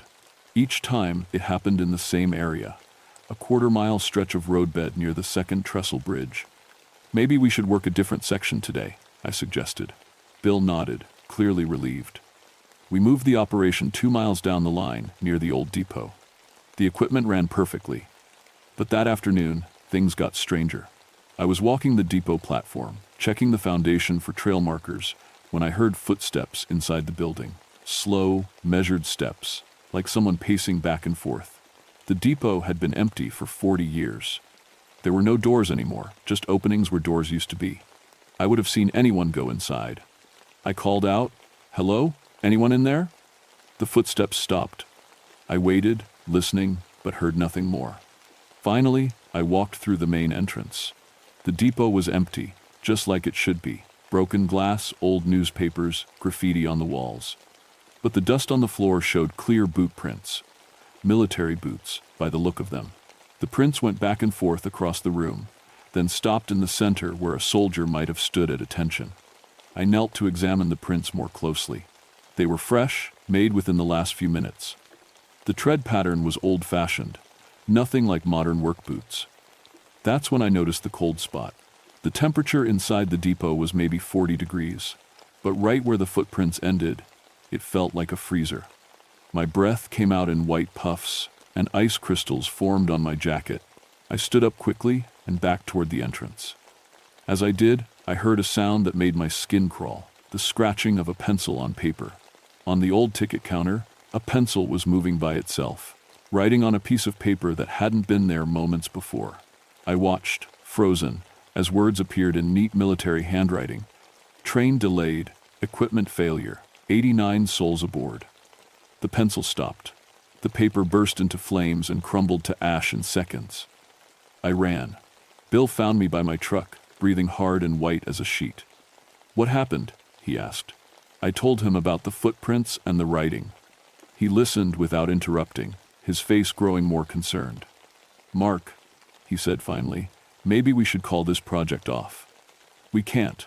We've got federal funding, environmental approvals, everything. We've also got something that doesn't want us here." That evening, I drove to the nearest town with a library and spent hours researching the 1943 wreck. What I found was worse than I'd imagined. The railroad company had known the tracks were dangerous. Engineers had filed reports about loose rails and weak bridge supports. But the company ignored them. They were making too much money hauling military cargo to stop for repairs. The train that crashed was carrying soldiers being transferred from a base in Georgia to a port in Virginia. They were heading overseas, most of them just kids, 19 and 20 years old. The train was running 2 hours behind schedule, so the company ordered the engineer to go faster to make up time. When the engine hit the bad section of track at 60 miles per hour instead of the safe speed of 25, the result was inevitable. The locomotive jumped the rails and went through the bridge railing like it was made of paper. The cars followed, tumbling into the hollow in a twisted pile of metal and steam. Rescue workers said you could hear the screaming from miles away, but it only lasted a few minutes. Most of the soldiers died on impact. What really bothered me was what happened after. The railroad company paid off investigators and newspapers to call it an accident. They buried the evidence of their negligence along with the dead soldiers. The families never learned the truth. 89 young men died because someone wanted to save money on track repairs and make up time on a schedule. They died for nothing, and then their deaths were covered up to protect corporate profits. I understood now why the flowers appeared by the trackside. Someone was trying to honor those soldiers, someone who knew they deserved better than an unmarked grave in an abandoned hollow. The question was, who was leaving the flowers, and why could I hear footsteps in an empty building? As I drove back to Devil's Bend in the dark, I started to suspect I already knew the answer. But I wasn't ready to believe it yet. The whistle sounded as I reached the depot, long and mournful in the winter night. This time, I was close enough to tell exactly where it came from. The sound was coming from the trestle bridge where the train had crashed 45 years ago. But there was no train on that bridge. There was no train anywhere. The next morning brought the first real snow of winter. Bill's crew was nervous, talking in low voices and glancing at the depot like it might bite them. Word had gotten around about the equipment problems and strange sounds. Maybe we should wait for spring, suggested Tom, one of the younger workers. Can't, I said. We've got deadlines. Federal money comes with federal schedules. But I was starting to wish we could postpone. The night before, I'd called the State Historical Society and learned something that made my skin crawl. According to their records, the bodies of the soldiers had never been properly recovered from the wreck site. The railroad company had simply dumped tons of dirt and rock over the crashed cars, turning the hollow into a makeshift grave. 89 soldiers were still down there, buried under 40 years of mud and debris. We decided to work on the far end of the route, away from the bridge and depot. But even there, things weren't normal. Bill was using a metal detector to locate old spikes and rail hardware when the machine started going crazy. It beeped and squealed like it had found the mother lode, but when we dug, there was nothing there. Just dirt and rocks. Detector's broken, Bill said, but when we moved 50 yards away, it worked fine. We tried 3 different metal detectors. Same result. They all went haywire in certain spots along the old roadbed, but found nothing when we investigated. I was marking the locations on my survey map when I noticed a pattern. The metal detectors were reacting every 32 feet, exactly the spacing of railroad ties. But the ties had been removed decades ago. It's like the rails are still there, Tom said, wiping sweat from his face despite the cold. Like the detectors are seeing something we can't. The afternoon, while the crew worked on clearing brush, I hiked down into the hollow below the trestle bridge. I'd been avoiding this area, but I needed to see the wreck site for myself. The hollow was deeper than it looked from above. 40-year-old trees grew thick on the slopes, but at the bottom, in a rough circle about 50 feet across, nothing grew at all. The ground was bare dirt, packed hard as concrete. I walked the perimeter of the dead zone, trying to imagine what it looked like in 1943. The train would have hit right here. The engine driving deep into the soft earth. The cars would have telescoped behind it, crushing everything inside. That's when I saw the first bone. It was sticking up through the dirt near the center of the circle, a human arm bone, yellowed with age. As I looked closer, I saw more. Ribs, leg bones, pieces of skull. The winter rains had washed away enough dirt to expose parts of the mass grave. But these weren't the only bones. Mixed in with the human remains were pieces of military equipment, helmets, belt buckles, buttons from uniforms, and everywhere, scattered like confetti, were dog tags. I gathered up a handful of the tags, reading the names. Different soldiers, different hometowns, but all with the same date. The 15th of December, 1943. As I worked, the temperature dropped. My breath started coming out in white puffs, and ice began forming on the metal in my hands. The woods around the hollow went completely silent. No birds, no insects, no wind. That's when I heard the voices. They started as whispers, so faint I thought it might be wind in the trees. But gradually they grew louder, and I could make out words. Help us, so cold. Want to go home, tell our families. The voices were young, scared. They sounded like boys calling for their mothers. I looked around the hollow, but saw nothing. The voices seemed to come from the ground itself, from the dirt where the soldiers were, buried. Who's there? I called out. The voices stopped. The silence stretched on until I could hear my own heartbeat. Then, one voice spoke clearly, close enough that it might have been standing right beside me. Harold's grandson. I dropped the dog tags and ran. By the time I reached my truck, I was shaking so hard I could barely get the key in the ignition. The voices had known who I was.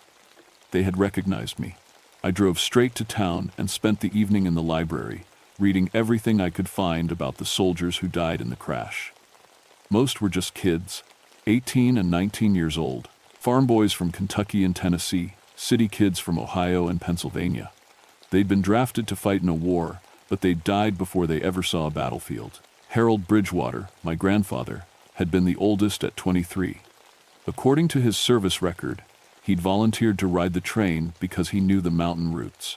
He was supposed to help navigate the dangerous curves and steep grades. Instead, he'd died with all the rest when the train company's greed sent them off the bridge. I was closing the library when I found the most disturbing piece of information.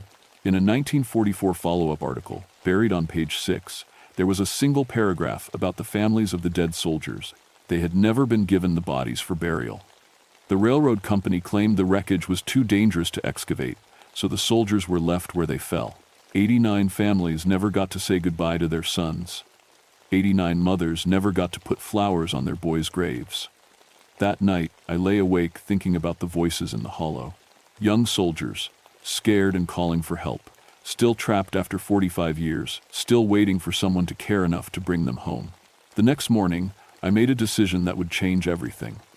Instead of working on the trail, I was going back to the hollow, with a proper excavation kit.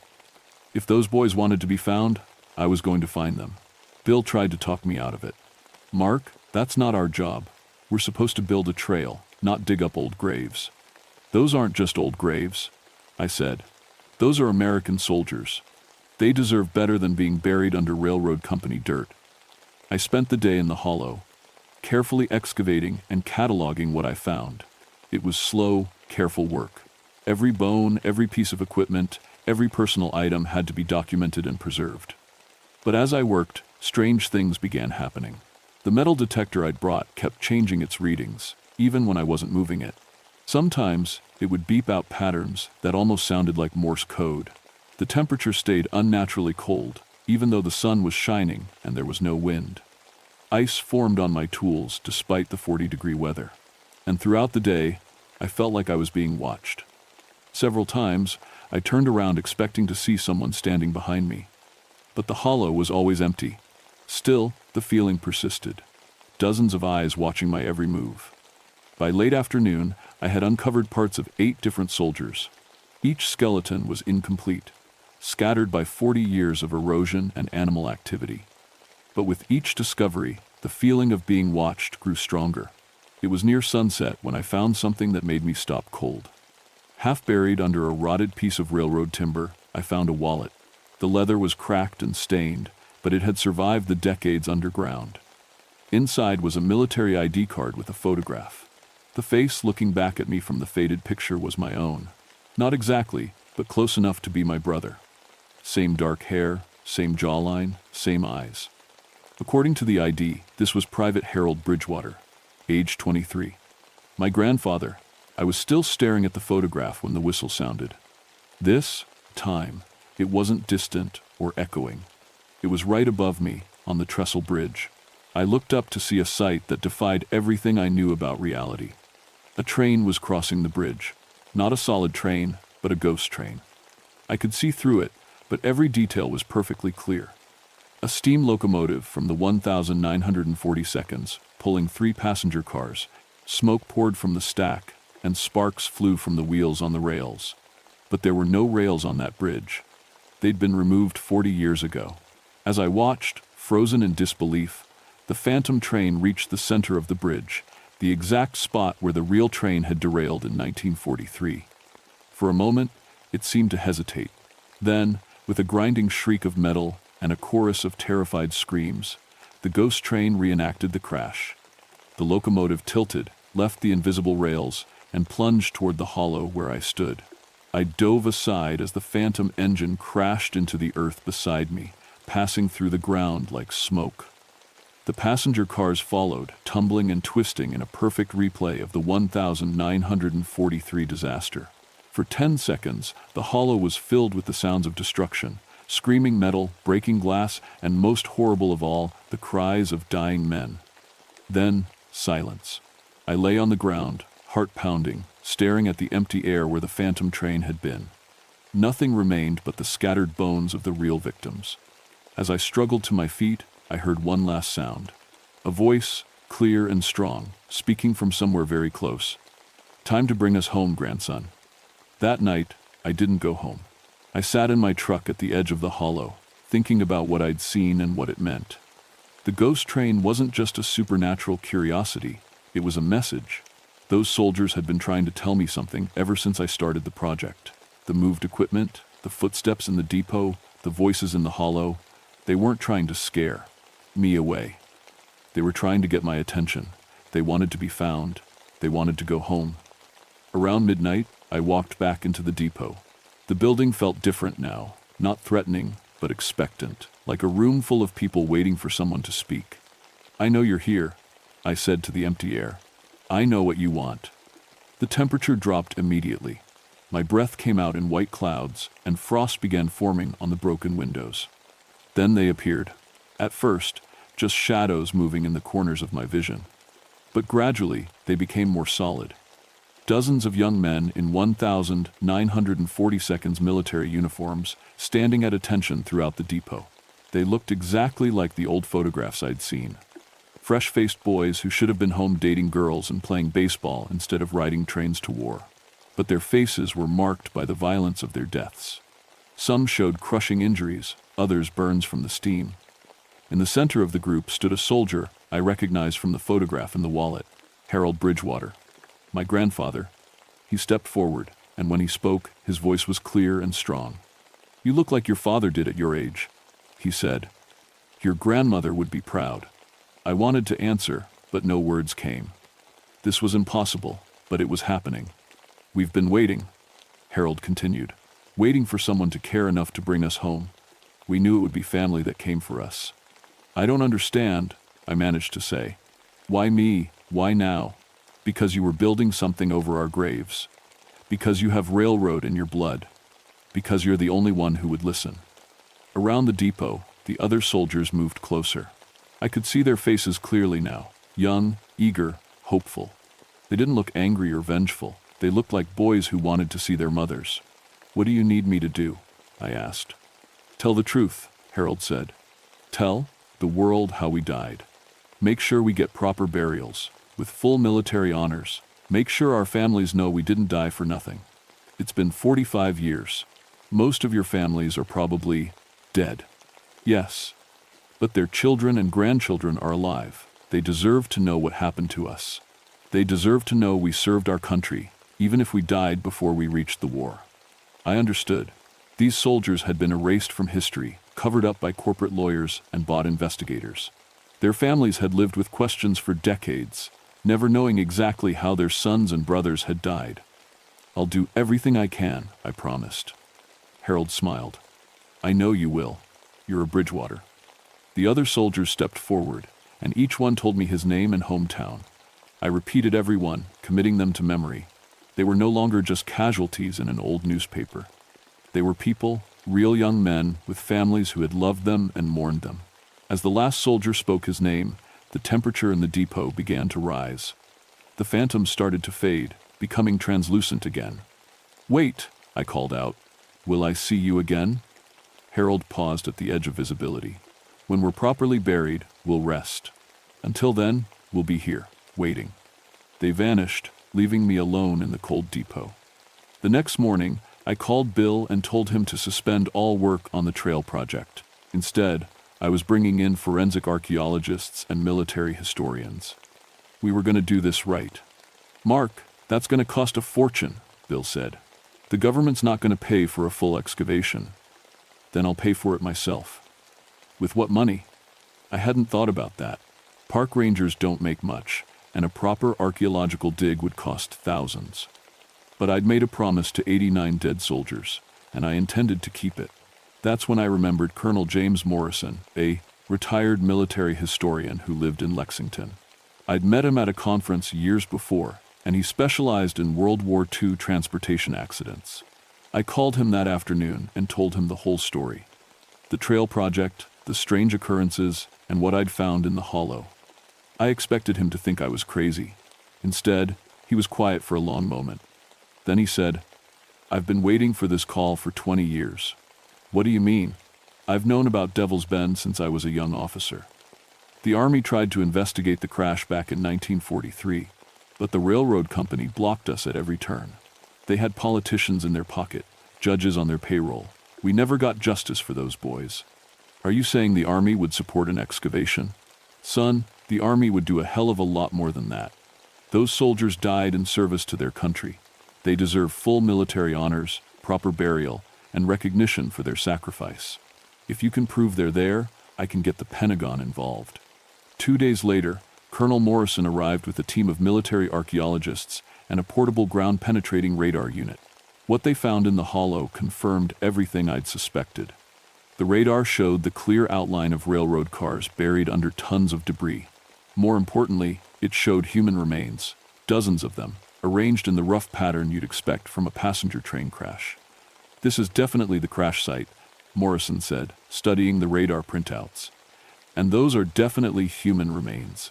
We're looking at the largest American military grave site that's never been properly excavated. Over the next week, Morrison pulled strings I didn't know existed. Within days, we had official Army support, federal funding, and a full excavation team. The trail project was officially suspended and converted into a military recovery operation. The excavation took 6 weeks. Working carefully and respectfully, the team recovered the remains of all 89 soldiers, along with personal effects, equipment, and parts of the train itself. But the most amazing discovery came near the end of the dig. Buried under the locomotive cab, the archaeologists found a military telegraph key and a partial message that had been tapped out just before the crash. The last communication from the doomed train was a warning to other trains on the line. Track unsafe. Stop all traffic. Equipment failure imminent. Even as their train was derailing, my grandfather and the other railroad personnel had tried to save lives by warning others about the dangerous conditions. The telegram proved that the soldiers had known they were in danger and had died trying to prevent other disasters. It also proved that the railroad company had received the warning and ignored it, allowing other trains to use the same dangerous track. Colonel Morrison called it the smoking gun that finally proved what everyone had suspected for 45 years. The railroad company had deliberately ignored safety warnings and caused the deaths of 89 American soldiers.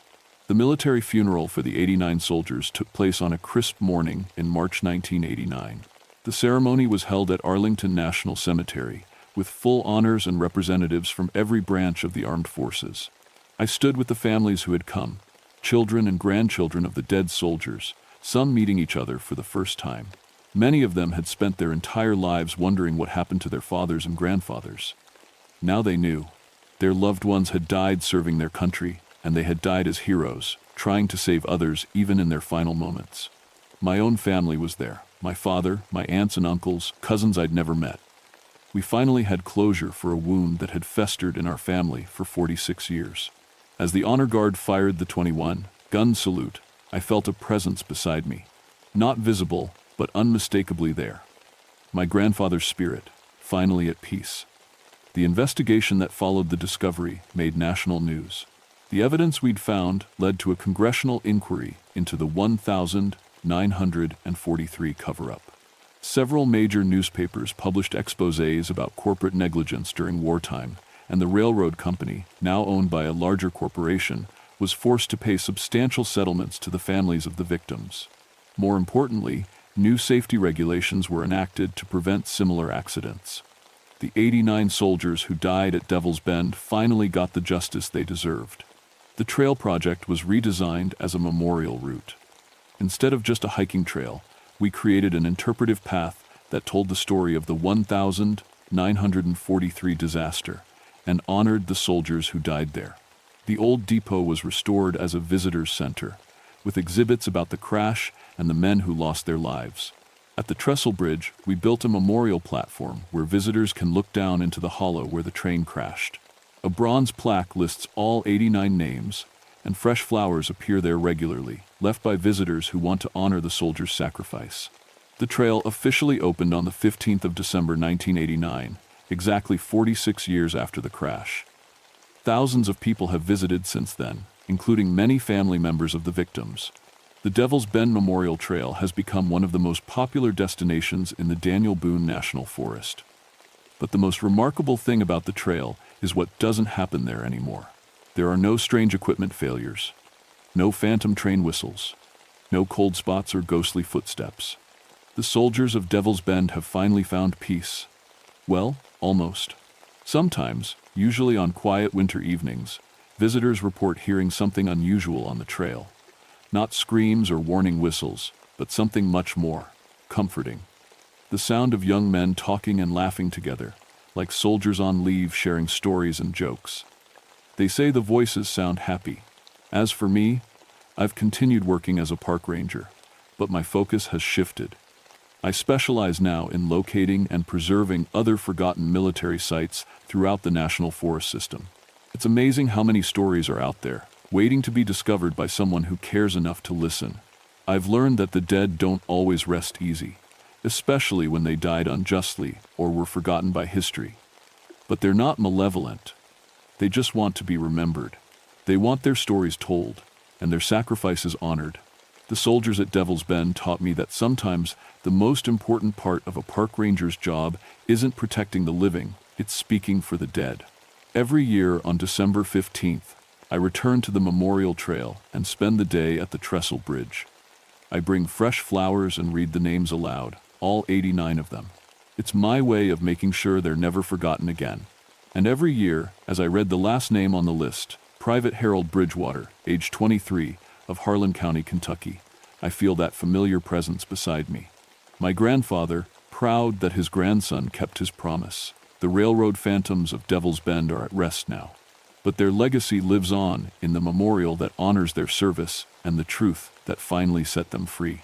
Sometimes, when the mountain wind blows through the steel of the old Trestle Bridge, you can still hear it singing, but it doesn't sound like a warning anymore. It sounds like a lullaby.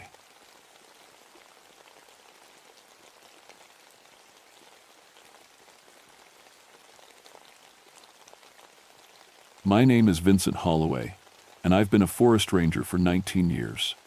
In that time, I've pulled 73 people out of the woods alive.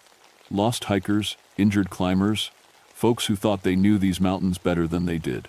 I've seen broken bones, hypothermia, panic attacks, and plain old stupidity. What I hadn't seen, until October of 1978, was something that made me question everything I thought I knew about the George Washington National Forest. I work the Laurel Fork Wilderness in Virginia, 8,000 acres of some of the most remote country on the East Coast. It's the kind of place where you can walk for days without seeing another soul, where the rhododendron grows so thick you need a machete to get through, and where folks have been getting lost since before there were maps to lose them with. My family's been in these mountains for 4 generations. My great-grandfather settled here after the Civil War, my grandfather logged these hills, and my daddy taught me to read the land like a book. I thought I knew every hollow, every ridge, every creek that runs through this wilderness. But there was one place I'd never spent much time in, a deep hollow about 8 miles from the nearest trail, where the old maps show a settlement that's been gone for near a century. That's where this story starts. It was a Tuesday morning in mid-October when Margaret Steele, my district supervisor, called me into the office. Margaret's been running this district for 12 years, and she doesn't spook easy. But she looked troubled when she handed me the incident report. "Got a complaint from a backpacker," she said, pouring coffee that looked like motor oil. "Name's David Chen from Richmond. Says he was camping up in the Laurel Fork area near the old Whitlock settlement." I knew the place she meant. The Whitlock settlement was marked on the old survey maps, but there wasn't much left of it now. Just some foundation stones and a family. The cemetery that the Forest Service kept cleared as a historical site. "What kind of complaint?" I asked, though I figured I knew. "Probably saw some marijuana growers or got spooked by a bear." Margaret handed me Chen's written statement. I read it twice before I looked up at her. "He says a family was watching him sleep?" "That's what he says. Whole family, standing at the edge of his campsite all night, man, woman, 3 children, just watching. When he woke up in the morning, they were gone. But his gear had been moved around, everything folded neat and tidy, like his mother had come through and cleaned up." I set the paper down. "Margaret, this sounds like—" "I know what it sounds like. But Chen's not some weekend warrior. He's got military background, does search and rescue work down in Richmond. Not the type to make up stories or get rattled by shadows." She was right about that. I'd met Chen once before, when he'd helped us find a lost kid 2 summers back. Solid guy, good in the woods, not given to flights of fancy. You want me to check it out? I want you to hike up there and see if there's anyone camping illegal, maybe some folks living rough who might be bothering people. Chen filed a complaint, so we have to follow up. Besides, she paused, looking uncomfortable. This isn't the first report we've had from that area. That got my attention. What do you mean? 3 other incidents in the past 2 years. Different people, same general area, same basic story, families watching them, gear getting moved around. I didn't put it together until Chen's report came in. Margaret pulled out a thin file folder and spread 3 more incident reports on her desk. I read through them quick. Same story, different details. A couple from Pennsylvania reported a family in old-fashioned clothes watching their tent for hours. A solo hiker from Maryland woke up to find his pack completely reorganized. Another camper reported voices, singing hymns in the woods all night. But when he went to investigate in the morning, there was nobody there.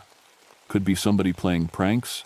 I said, but even as I said it, I didn't believe it. The area was too remote, too hard to get to. And who would go to that kind of trouble just to mess with random campers? Could be, Margaret agreed. But we need to know for sure. I want you to go up there, spend a couple nights, see what you can see. Take your radio, follow standard protocols. If there's people living rough up there, we need to know about it. If there's something else. She trailed off. Something else, like what? Margaret looked out the window at the mountains. Vincent, you know these woods better than anyone. In all your time out there, have you ever seen anything you couldn't explain? I thought about that question as I packed my gear that afternoon. 19 years in the forest, and yes, I'd seen some strange things. Lights in the sky that weren't planes or satellites, animal tracks that didn't match anything in the identification books, sounds in the woods that made the hair on my neck stand up. But I'd always found explanations, or at least convinced myself I had. The mountains are old, older than human memory. The Cherokee had stories about these hills, and so did my own family. Growing up, my grandfather used to tell tales about the Watcher's spirits that guarded certain places in the woods. But those were just stories, weren't they? Mountain folklore, the kind of thing people made up to explain what they didn't understand. As I loaded my pack into the truck, I thought about my brother Tommy. He died in these woods 15 years ago, in what the sheriff called a hunting accident. Tommy knew these mountains as well as I did, better maybe. He wouldn't have made the kind of mistake that gets you killed. But accidents happen, even to experienced hunters. That's what I told myself, anyway. The drive up to the trailhead took 40 minutes on Forest Service roads that got narrower and rougher with every mile. By the time I reached the parking area, the sun was starting to set behind the ridgeline, throwing long shadows across the valley below. I'd be hiking in by headlamp, which wasn't ideal, but I knew these trails. The first 3 miles were easy enough, following an old logging road that curved up through second-growth timber. My pack felt good on my shoulders, familiar weight that told me I was doing something I understood. I had my radio, my maps, my compass, everything I needed to spend a few days in the backcountry and solve this mystery. But as I got deeper into the woods, something started to feel wrong. I couldn't put my finger on it at first. The trail was where it should be, the blazes were visible in my flashlight beam, the sound of my boots on the ground was normal. But there was something missing. It took me another mile to figure out what it was. The woods were too quiet. October nights in the mountains should be full of sound owls calling, small animals moving through the leaves, the distant howl of coyotes. But there was nothing, just my footsteps and my breathing, and a silence so complete it made my ears ring. I stopped and listened for a full minute. Nothing. Not even wind in the trees. That's when I knew this wasn't going to be a routine investigation. I reached the old Whitlock settlement just after 10 o'clock. The beam of my flashlight picked out the foundation stones, first rectangular outlines where cabins had stood 100 years ago. The stones were fitted tight, the kind of work that lasts. These people had meant to stay.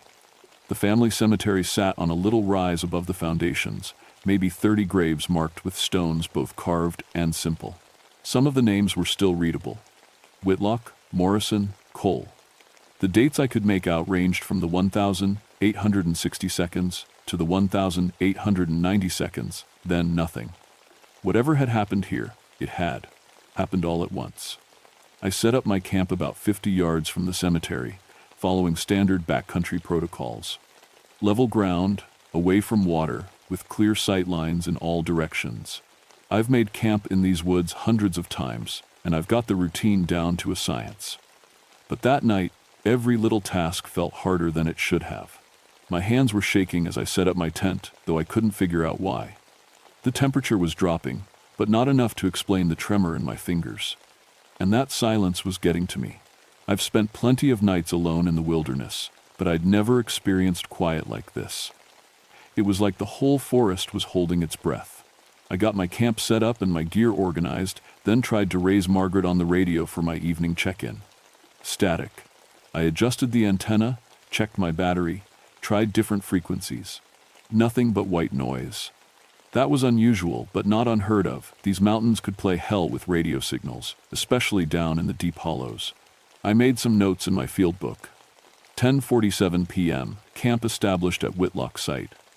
No signs of recent human activity. Radio contact, unsuccessful. ATT, possible atmospheric interference or terrain blocking. Standard stuff, the kind of observations I'd been making for 2 decades. But what I didn't write down was how wrong everything felt. How the beam of my flashlight seemed to die just a few feet from my tent, swallowed up by darkness thicker than it should have been.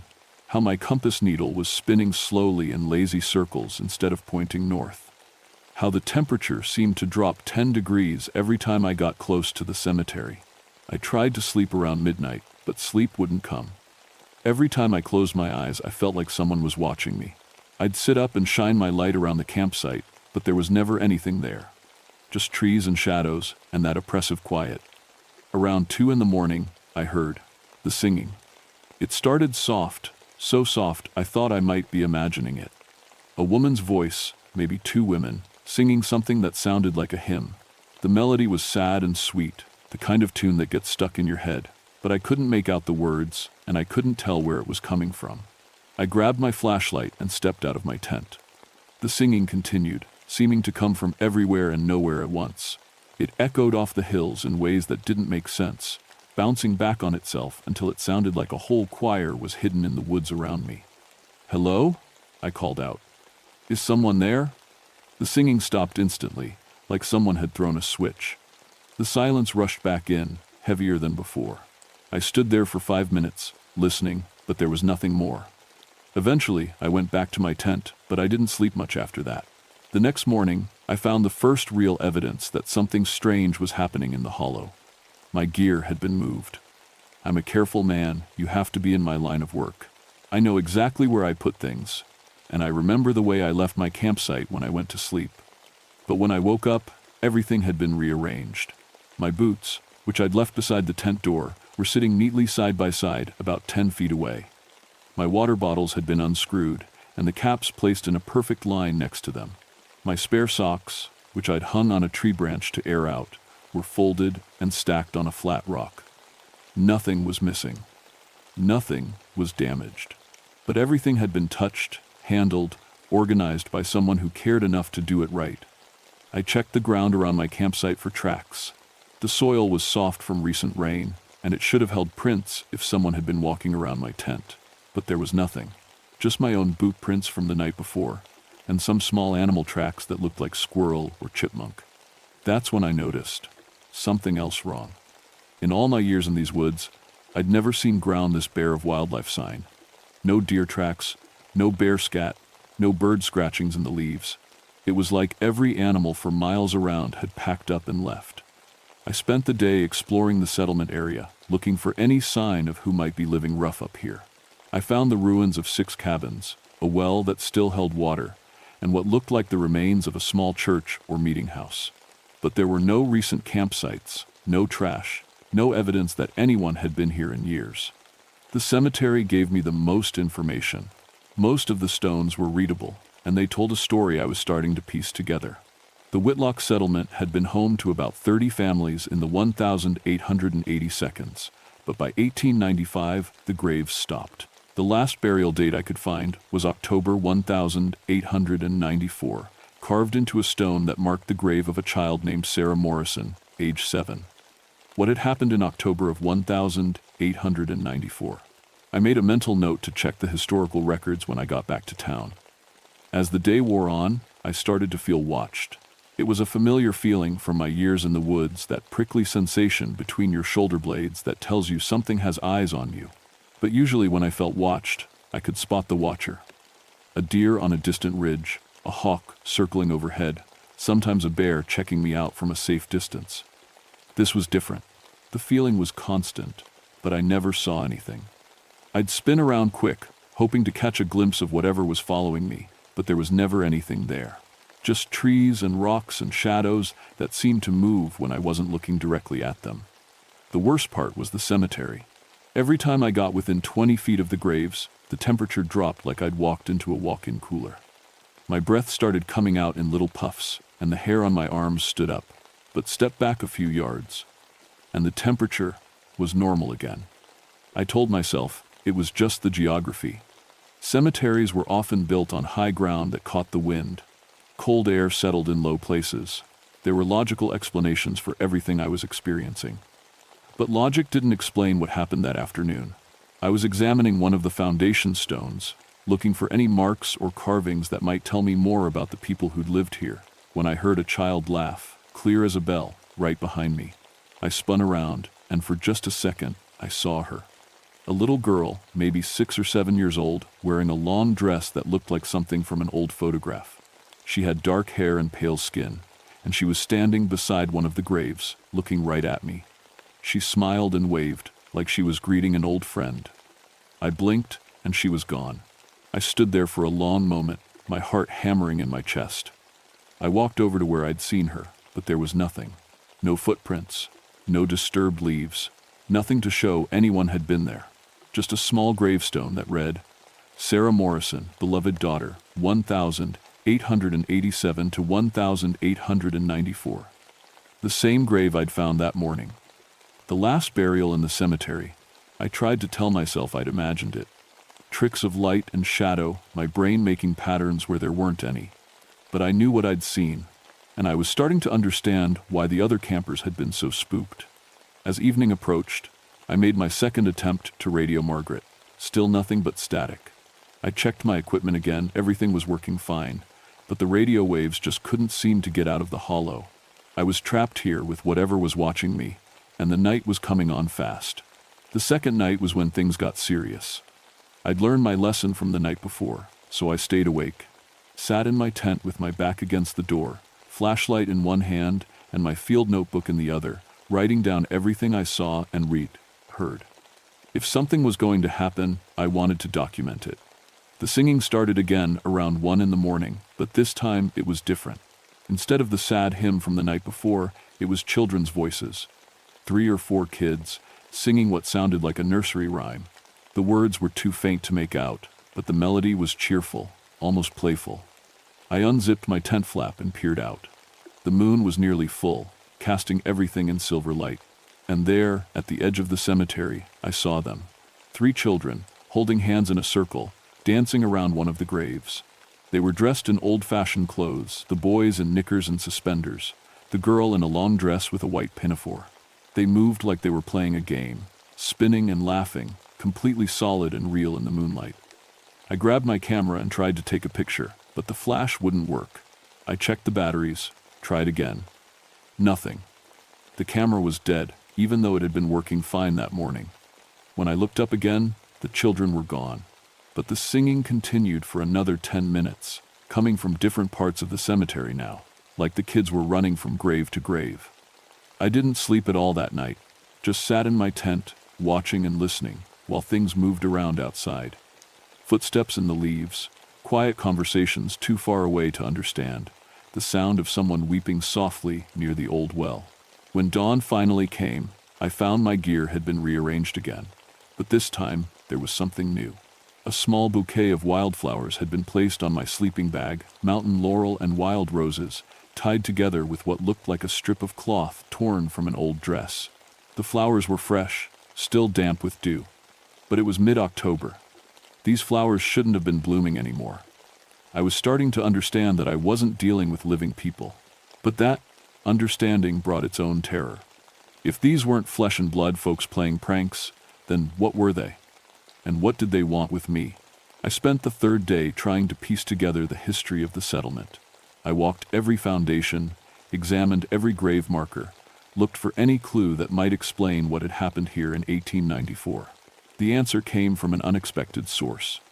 I was sitting on a fallen log, eating lunch and trying to make sense of my notes, when I noticed something carved into the bark of a large oak tree near the cemetery.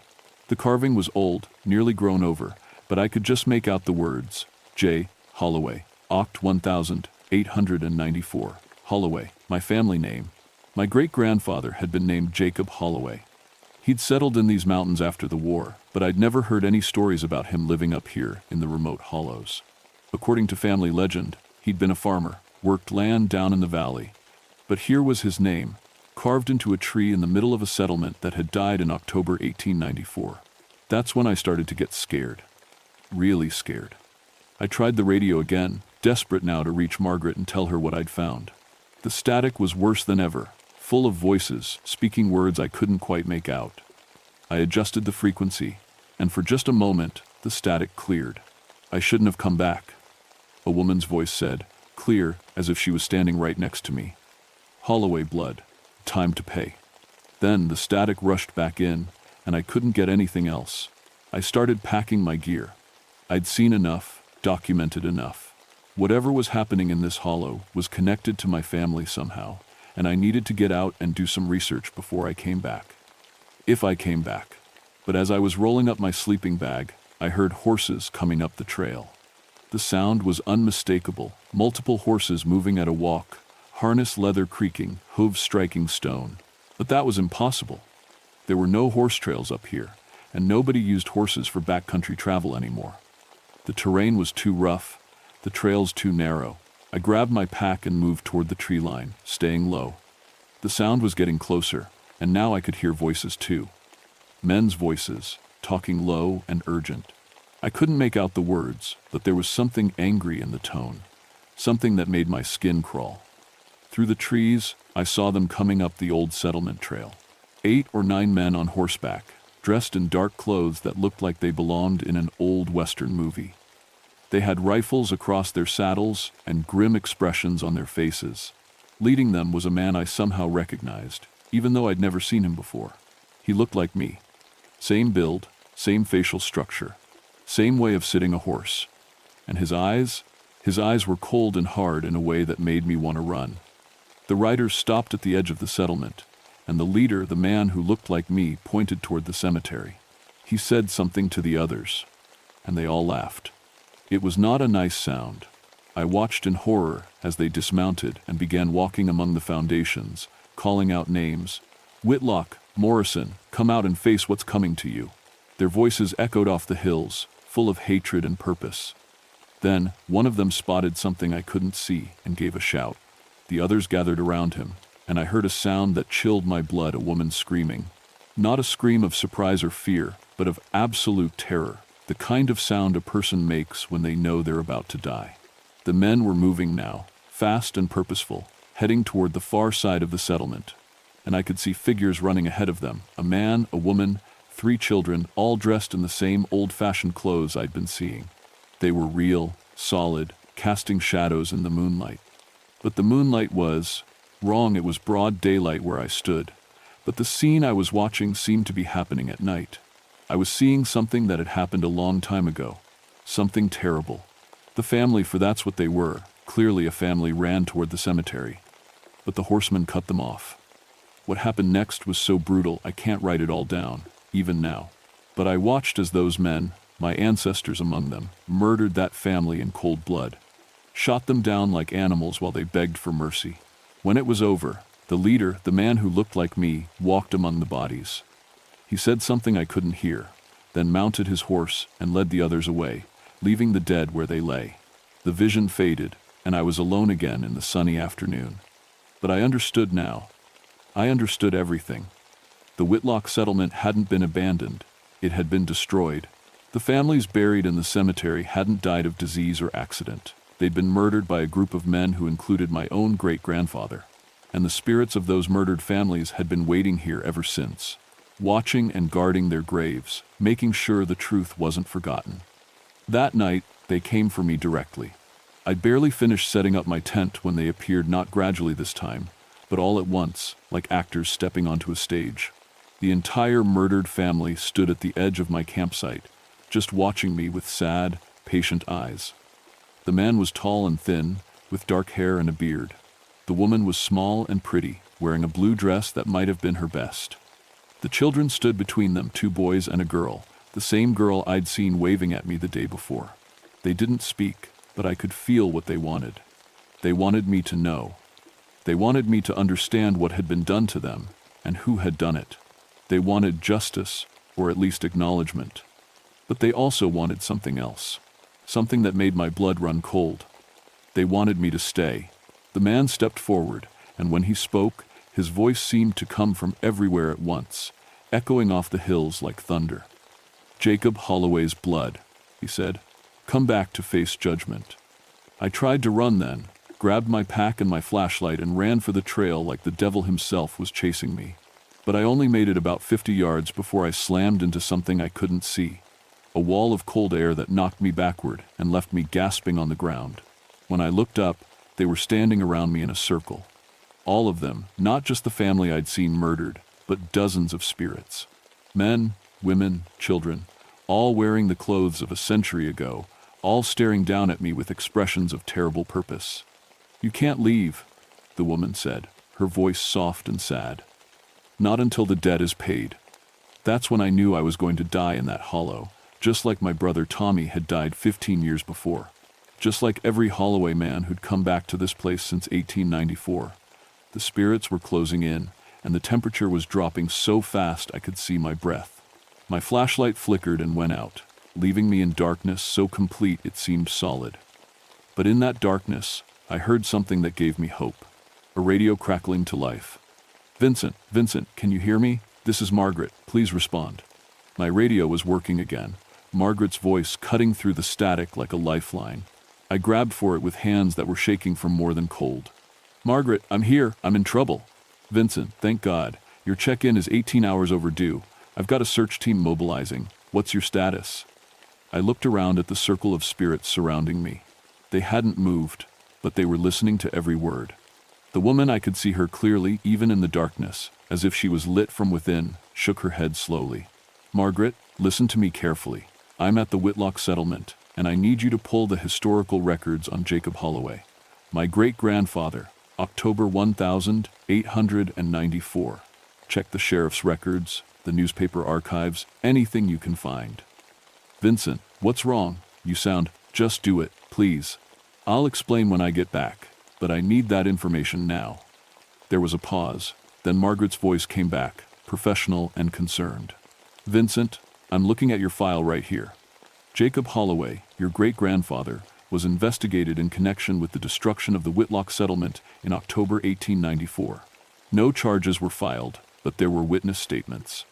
Several families of mixed-race heritage, Melungeon families, were murdered by a group calling themselves the Purity Brigade. Jacob Holloway was named as one of the leaders. The circle of spirits drew closer, and I could feel their cold breath on my skin. But they weren't attacking.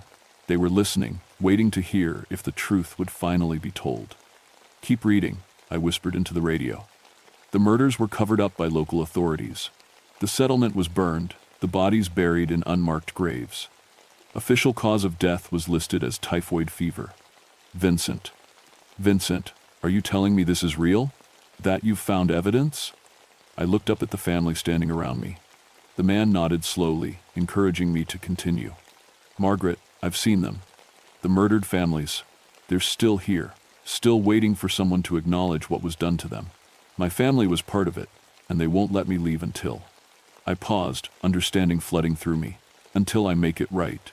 The woman stepped forward then, and when she spoke, her words came through my radio, as well as through the air around me. "We don't want revenge," she said, her voice achingly sad.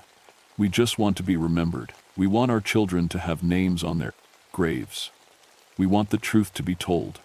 I stood up slowly, my legs shaking. The circle of spirits remained around me, but they stepped back, giving me room. For the first time since I'd arrived in the hollow, I didn't feel like prey. "Margaret, are you hearing this?" "I'm hearing you, Vincent, just you. But I'm recording everything. What do you need me to do?" I looked around at the faces surrounding me, men, women, children who had died for no crime other than the color of their skin and their refusal to abandon their ancestral land. They'd been waiting here for more than 80 years, holding vigil over their unmarked graves, making sure their stories weren't completely forgotten.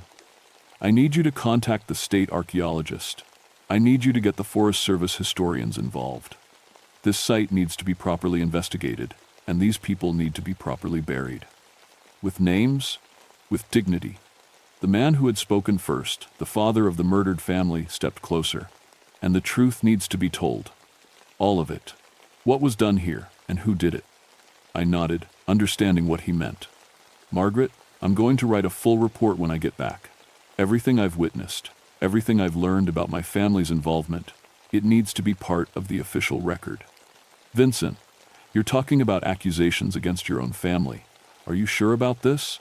I thought about my brother Tommy, about the hunting accident that had killed him 15 years ago in these same woods. Had he come here?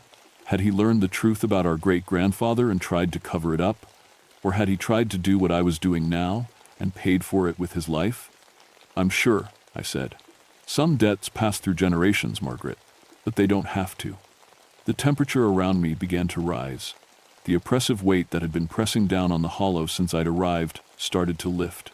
And one by one, the spirits began to fade, not disappearing, but becoming translucent, peaceful. But the woman remained solid, real. She walked over to me and placed a hand on my arm. Her touch was warm, human, alive. Thank you, she said. But there's one more thing. The graves need to be blessed by someone who knew them, someone who understands what they meant to each other. I looked around at the cemetery, at the unmarked graves and broken headstones. I don't know how. You do, she said. You have your great-grandfather's memories. They're in your blood, in your dreams. You know our names, our stories. You just have to remember. She was right. As soon as she said it, I could feel the memories stirring. Not my memories, but inherited ones, passed down through generations of guilty dreams. Names and faces, stories and relationships, all the human details that had been erased by hatred and fear. I walked to the first grave, and the name came to me. Thomas Whitlock, age 34, husband and father. I moved to the next. Mary Whitlock, aged 31, beloved wife and mother. And the next? Sarah Morrison, aged 7, daughter of the heart. As I spoke each name aloud, I could feel the spirits relaxing, finding peace. The woman Mary Whitlock walked beside me, smiling as I remembered her children, her parents, her neighbors, all the people who had lived and loved and died in this remote hollow, whose only crime had been existing. When I finished the last grave, the hollow was silent again, but it was a different kind of silence. Peaceful, restful, complete. Mary Whitlock faced me one last time. The debt is paid, she said, but remember there are others. Other places, other families, other secrets that need to be brought to light. The mountains remember everything. Then she was gone, and I was alone with my radio and the sound of Margaret's voice calling my name. I hiked out the next morning, my pack feeling lighter than it had in days. The trail that had seemed so oppressive, and watching was just a trail. Again, beautiful mountain country that sang with bird calls and rustled with small animals going about their business. Margaret was waiting for me at the trailhead with a thermos of coffee and 1,000 questions. I told her everything, knowing how crazy it would sound, knowing she'd probably order a psychological evaluation. But she listened to every word, took notes, and when I was finished, she just nodded. "We'll start the paperwork today," she said. "Historical site designation, archaeological survey, proper burial protocols. It'll take time, but we'll make it happen." The state archaeologist arrived 2 weeks later with a team of graduate students and ground-penetrating radar. They found 37 bodies in unmarked graves, men, women, and children who had been shot and buried where they fell. The newspaper called it one of the most significant historical discoveries in Virginia history. They didn't call it murder, of course. The headlines used words like tragedy and unfortunate incident. But the truth was there in the archaeological report, in the ballistics evidence, in the witness statements Margaret had dug out of dusty courthouse files. I wrote my own report, documenting everything I'd experienced and everything I'd learned about my family's involvement. The Forest Service filed it as an official incident report, complete with my recommendations for memorial services and historical interpretation. My supervisor thought I was having some kind of breakdown, but Margaret backed me up, and eventually, the bureaucracy ground into motion. The memorial service was held on a crisp day in November. About 50 people showed up, descendants of the murdered families, local historians, Forest Service personnel, and a few folks who'd just heard the story and wanted to pay their respects. We read the names of the dead, placed flowers on their graves, and dedicated a small monument that told their true story. I felt them there during the service, Mary Whitlock and her family, Thomas Morrison and his children, all the others whose names I'd remembered that night in the hollow. But they felt different now, peaceful, complete, ready to rest. After the service, Margaret and I walked back to the old settlement site. The foundations were still there, but they looked different somehow. Less like ruins and more like history, a place where people had lived and loved and tried to build something good. So what now? Margaret asked. Back to regular ranger duties? I thought about what Mary Whitlock had said that last night about other places, other families, other secrets waiting to be brought to light.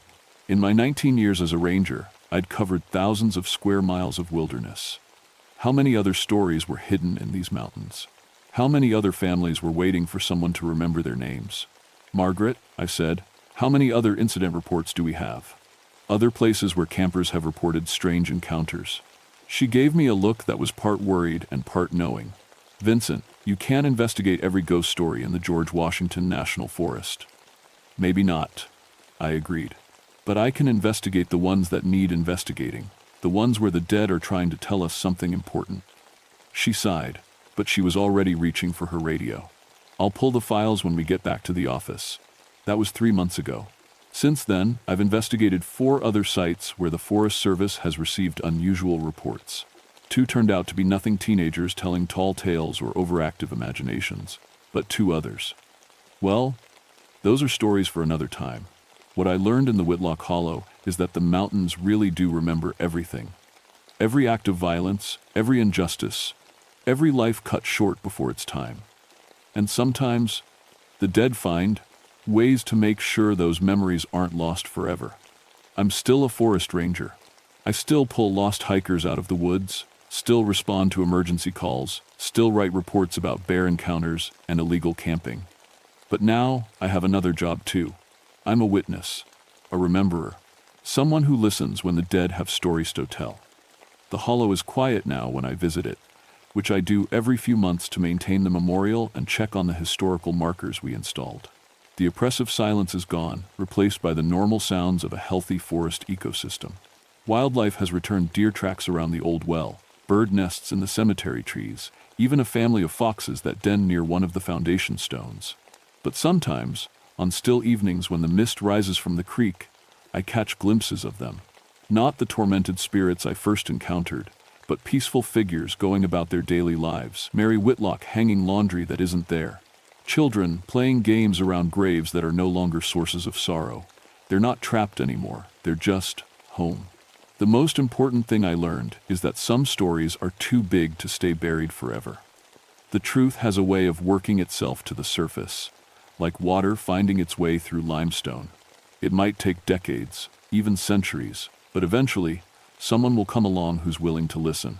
Margaret retired last spring, but before she left, she made sure I was assigned to a new position, Historical Sites Coordinator, for the entire George Washington National Forest. It's not an official title that appears on any organizational chart, but it gives me the authority to investigate cultural resource anomalies anywhere in our jurisdiction. I've got 7 active cases now. 7 places where the past is trying to speak to the present, where families like the Whitlocks are waiting for someone to remember their names and tell their stories. The work is hard, sometimes heartbreaking, and it's changed me in ways I'm still figuring out. I sleep differently now, dream differently. Sometimes I wake up with memories that aren't mine, fragments of other lives, other times, other tragedies that need to be addressed. My wife says I talk in my sleep sometimes, using names and words she doesn't recognize. She worries about me, and I don't blame her. But I also wake up some mornings with a sense of purpose I never had before. This work, bringing peace to the restless dead, Making sure forgotten families are remembered, it feels like what I was meant to do. Like everything in my life led me to that hollow on that October night when Mary Whitlock reached across a century of injustice to ask for help. I keep a photo on my desk now, taken by the state archaeologist during the excavation. It shows the Whitlock family cemetery with all 37 graves properly marked, each headstone bearing a name and dates and a simple inscription, "Remembered." Sometimes visitors ask me about the memorial, about the story behind it. I tell them what I can, what's documented in the official reports. But I don't tell them about the nights I still spend in remote hollows, listening for voices that need to be heard. I don't tell them about the dreams, or the inherited memories, or the way the dead sometimes reach out to the living when justice has been too long delayed. Some stories are too strange for daylight, but that doesn't make them any less true. The mountains remember everything, and now, so do I. Last week, I got a call from a hiker who'd spent the night near Bearwallow Ridge, about 15 miles north of the Whitlock Hollow. He reported seeing a woman in white walking among the trees, calling out a name he couldn't quite catch. Said she seemed to be looking for something, or someone. I'm heading up there next week to investigate. I've learned to trust these reports, to understand that when the dead make themselves known to the living, there's always a reason. The work continues, the stories wait to be told. And somewhere in these ancient mountains, other families like the Whitlocks are hoping that someday, someone will come along who's willing to listen. Someone who understands that the dead of the past doesn't have to define the future, but it does have to be acknowledged. Someone who knows that sometimes the only way to find peace is to remember those who were forgotten. My name is Vincent Holloway, and I'm still a forest ranger after 22 years. But now I'm something else too, a bridge between the world of the living and the world of the dead. A voice for those who can no longer speak for themselves. And I wouldn't trade this job for anything, because in the end, we're all just stories waiting to be told. The lucky ones get to tell their own. The rest have to wait for someone like me to come along and listen to what the mountains remember. The Hollow Watchers taught me that. They taught me that some debts really do pass through generations. But they also taught me that those debts can be paid with truth, with acknowledgement, with the simple act of remembering. And in these mountains where I've spent my life, where my family has lived for 4 generations, where the past and present intertwine like morning mist through the trees, remembering is the most important work any of us can do. The dead are counting on it.